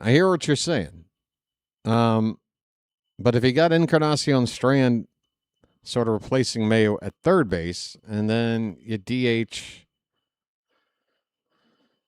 Jeremiah Jackson, you know, if Holiday's not going to sit, or maybe you get better outfield defense, you let Cowser face a lefty, hit him at the bottom of the order, but defensively now, you know, you got maybe O'Neill DHing Cowser in center and Taveras in right. But you trade that bat for that glove. I don't know. We need a manager who will try to win game. All right. I'm available. I want to try to win. Holiday's taking responsibility for his on-base running or lack of. How do you mean there, B-Dub? Was he talking post-game about something, like a interview question? I mean, definitely didn't seem like he was taking responsibility for his base running tonight. with that 2-out pop-up. Hey, thanks, Pocket Watch. He did in the postgame? Okay, thanks for letting me know. I will tune in for it. Okay, so a reporter straight out asked him about it. Okay. He can't make that mistake ever again. Ever again. But a guy with his pedigree, again, I'm so tired of hearing about how Jackson Holliday took out his little binky and was in the batting cage and has been developed into a generational talent. When I see things like the throw last night and the base running nonsense tonight, it just makes me go, yeah, well, you might have all of those resources at your fingertips. Doesn't necessarily make you a good ball player. He can never make that mistake again. He says it won't happen again. I hear you, B-Dub, and I'm not talking to you as a reaction. I'm reacting to the quote, but like, he's not the first player. Remember Bradish? Remember Bradish kind of lackadaisically going to pick up that baseball right there at the edge of the mound, and it cost us? And he said he'd never make that mistake. I mean, the point is, this team has lost games this year, several, where it came down to the kind of mistake where the player that made it should probably be saying, I'll never make that mistake again. But do we have to actually go through every possible mistake, make that mistake, and then never make that mistake? Or can we just teach these kids what mistakes to avoid so that they don't make it once? You feel me? I'm kind of tired of hearing about never making another mistake. Or that one mistake. That one, okay. I won't make that mistake. All right. Well, start learning about other ones that you won't make the mistake. I know. Old man yelling at cloud. All right, let me get out of here. We got still over 100 people here in the room. I'm sure there's somebody out there streaming right now. I've got a short day ahead of me with the turnaround for the afternoon game tomorrow. Let's see who's on the air. On the air.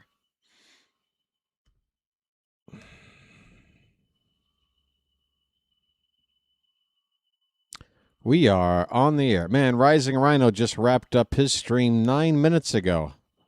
Maybe if I wasn't flapping my gums so much. Hey, folks, did he do it? He did it? He streamed an entire baseball game. Wow. 2 hours, 59 minutes, 35 seconds, and he almost got 200 views, which certainly blows away any normal day for his morning show. Man, that AI slop thumbnail needs some work. That is some slop, but way to go, buddy. You done did it. Fake news. No, there it is. I'll send you a screenshot. He got through an entire ball game. I don't believe it. 3 hours of commitment. I don't believe it. Folks, we are living in the upside down. We are living in the upside down. Is there really nobody else on right now? Hold on. Maybe I'll just redirect you to Cooking with K. What if I did that as a joke? Just redirected you to a channel like Cooking with K. Yeah, everybody seems to be done. Hey, folks, you want to laugh?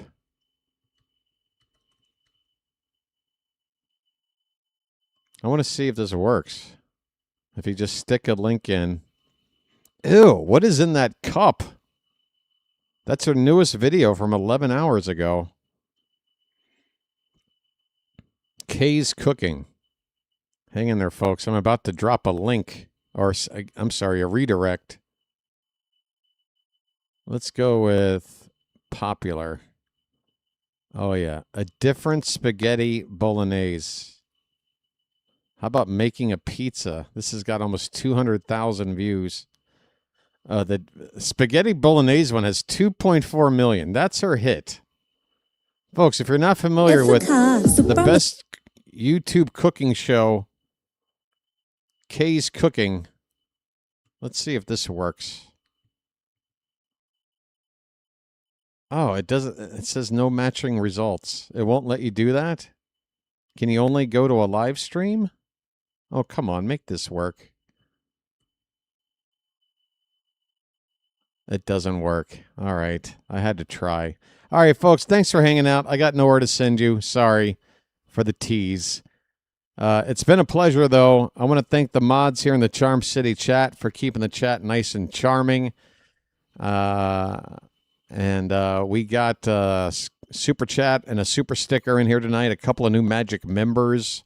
We are very close to hitting 5,400 on the odometer. Welcome in new subscribers. And the like count.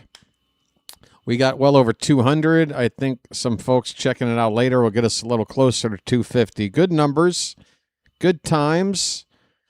Great taste. Dinner at McDonald's. It's Mac the Knife. Hey! For a good time. For a great taste. Dinner. All right, I better get out of here. It's time to go.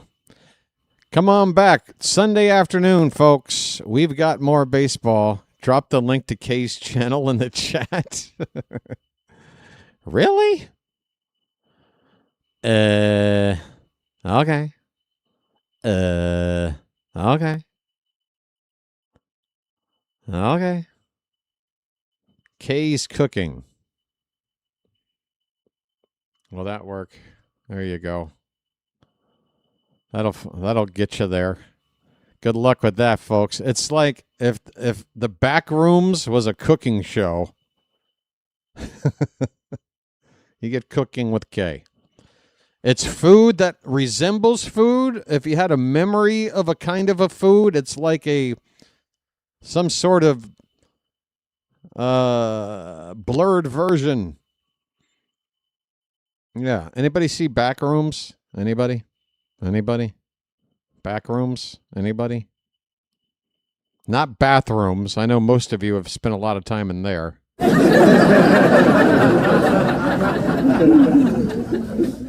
Like Janet at Hammerjacks. Yeah, I know. I'm talking about the back rooms. Back. I'm not sure where it's streaming. I saw it in the theater. I was lucky enough. Unfortunately, I'm going to tell you, it's a movie way more going to be appreciated on a larger screen because it's sort of the luminal space and atmosphere of the movie that really gives that movie its punch, I would say. Not a movie for everybody. Not a conventional story. Not a nice wrapped up in a bow kind of an ending. But I like some ambiguity, folks. What can I tell you? I'd like to maybe add my own lore to a story. And this kind of a movie lets you do that. And I'm sure there's going to be more backroom stuff coming. This guy's only a 20-year-old director, Kane Parsons. 20 years old. Still rental streaming. I'm waiting for free. All right, Phantom, if you need help with where to go for free, I'll message you. I think I know where to go for that. But it's a shame you didn't see it in the theater. Long live the theater. Long live the theater, folks. All right, let me get out of here. I'm acting like a fool. I will be back. Kay has a merch store. Janet, you laugh. Kay's crushing it with her merch. You kidding me? You know who else has a merch store? Our friend. And Next time I go down a rabbit hole with my play-by-play friend, I'll have to bring up his merch page. This guy has more different pieces of merchandise than he has subscribers. It's a strange ratio. When am I going to have merch? When am I going to release BW's condom line? I don't know. It's either that or an energy drink. I haven't decided. Maybe I could pair them up. 2 for 1. Folks, a good grief coffee mug. Matt is taking a look at Cooking with Kay right now. Oh, Matt. You'll have to find some of my content on my other channel where I do some deep dives into Cooking with Kay. We really get in there and break it down step by step, the entire recipe. One questionable ingredient after another. All right. Mugs printed with folks. Yeah, folks. Yeah, listen. All right, for the people that are left, let's brainstorm. If I had like one merch shirt, I'm thinking on the front, it's a nondescript like cartoon figure holding up Oriole binoculars with a little like bubble window saying "Bye bye birdie" as he's watching what would be a home run ball going out somewhere. You picturing that? And on the back, just in big, like 80s font with the big quotation marks, on the back, it just says, folks. So you got bye bye birdie. You got the bye bye birdie on the front with some kind of a design. Again, a simple cartoon guy looking up into the sky with some glasses. Bye bye birdie. And then on the back, that way, when you're walking around Camden Yards, people walking behind you be like, oh, that's a bird watcher right there. Folks! And you'll just hear a random person yelling at you. Folks! Sound like a plan? Shantae would buy it. Janet wants a mug because she just wants something. She wants a blunt object to throw at someone. She wants the merch to have more than one, one purpose. How many mugs have you thrown, Janet? Just, ballpark it. Nobody's expecting for you to nail a number that high. Folks! All right. Now I'm just riding the clock. Bird watching merch coming in the future. All right, but only if I can find a company that makes the lowest quality shirts where the design fades after one wash, it shrinks on you, the armpit holes start to fray after a couple of wears. It's just got to be the world's worst shirt. Yeah, maybe some polyester. Like a polyester t-shirt, just extremely uncomfortable. I don't know. I'm not the best at marketing myself. I can't wear a shirt with binoculars in the front of the area of my can. No, if we design this right, it's going to be like a two-way mirror. All right, I'm just imagining. I've got my binoculars. I'm tuning in Tokyo. And right there on the front of the shirt. Yeah, because if you got them right there, somebody could walk up and go, hey, do you mind if I take a look? And they can just get right up in there. And, right? I don't know. I'm just trying to keep up with the Orioles and these promotions, folks. I want to outshine them.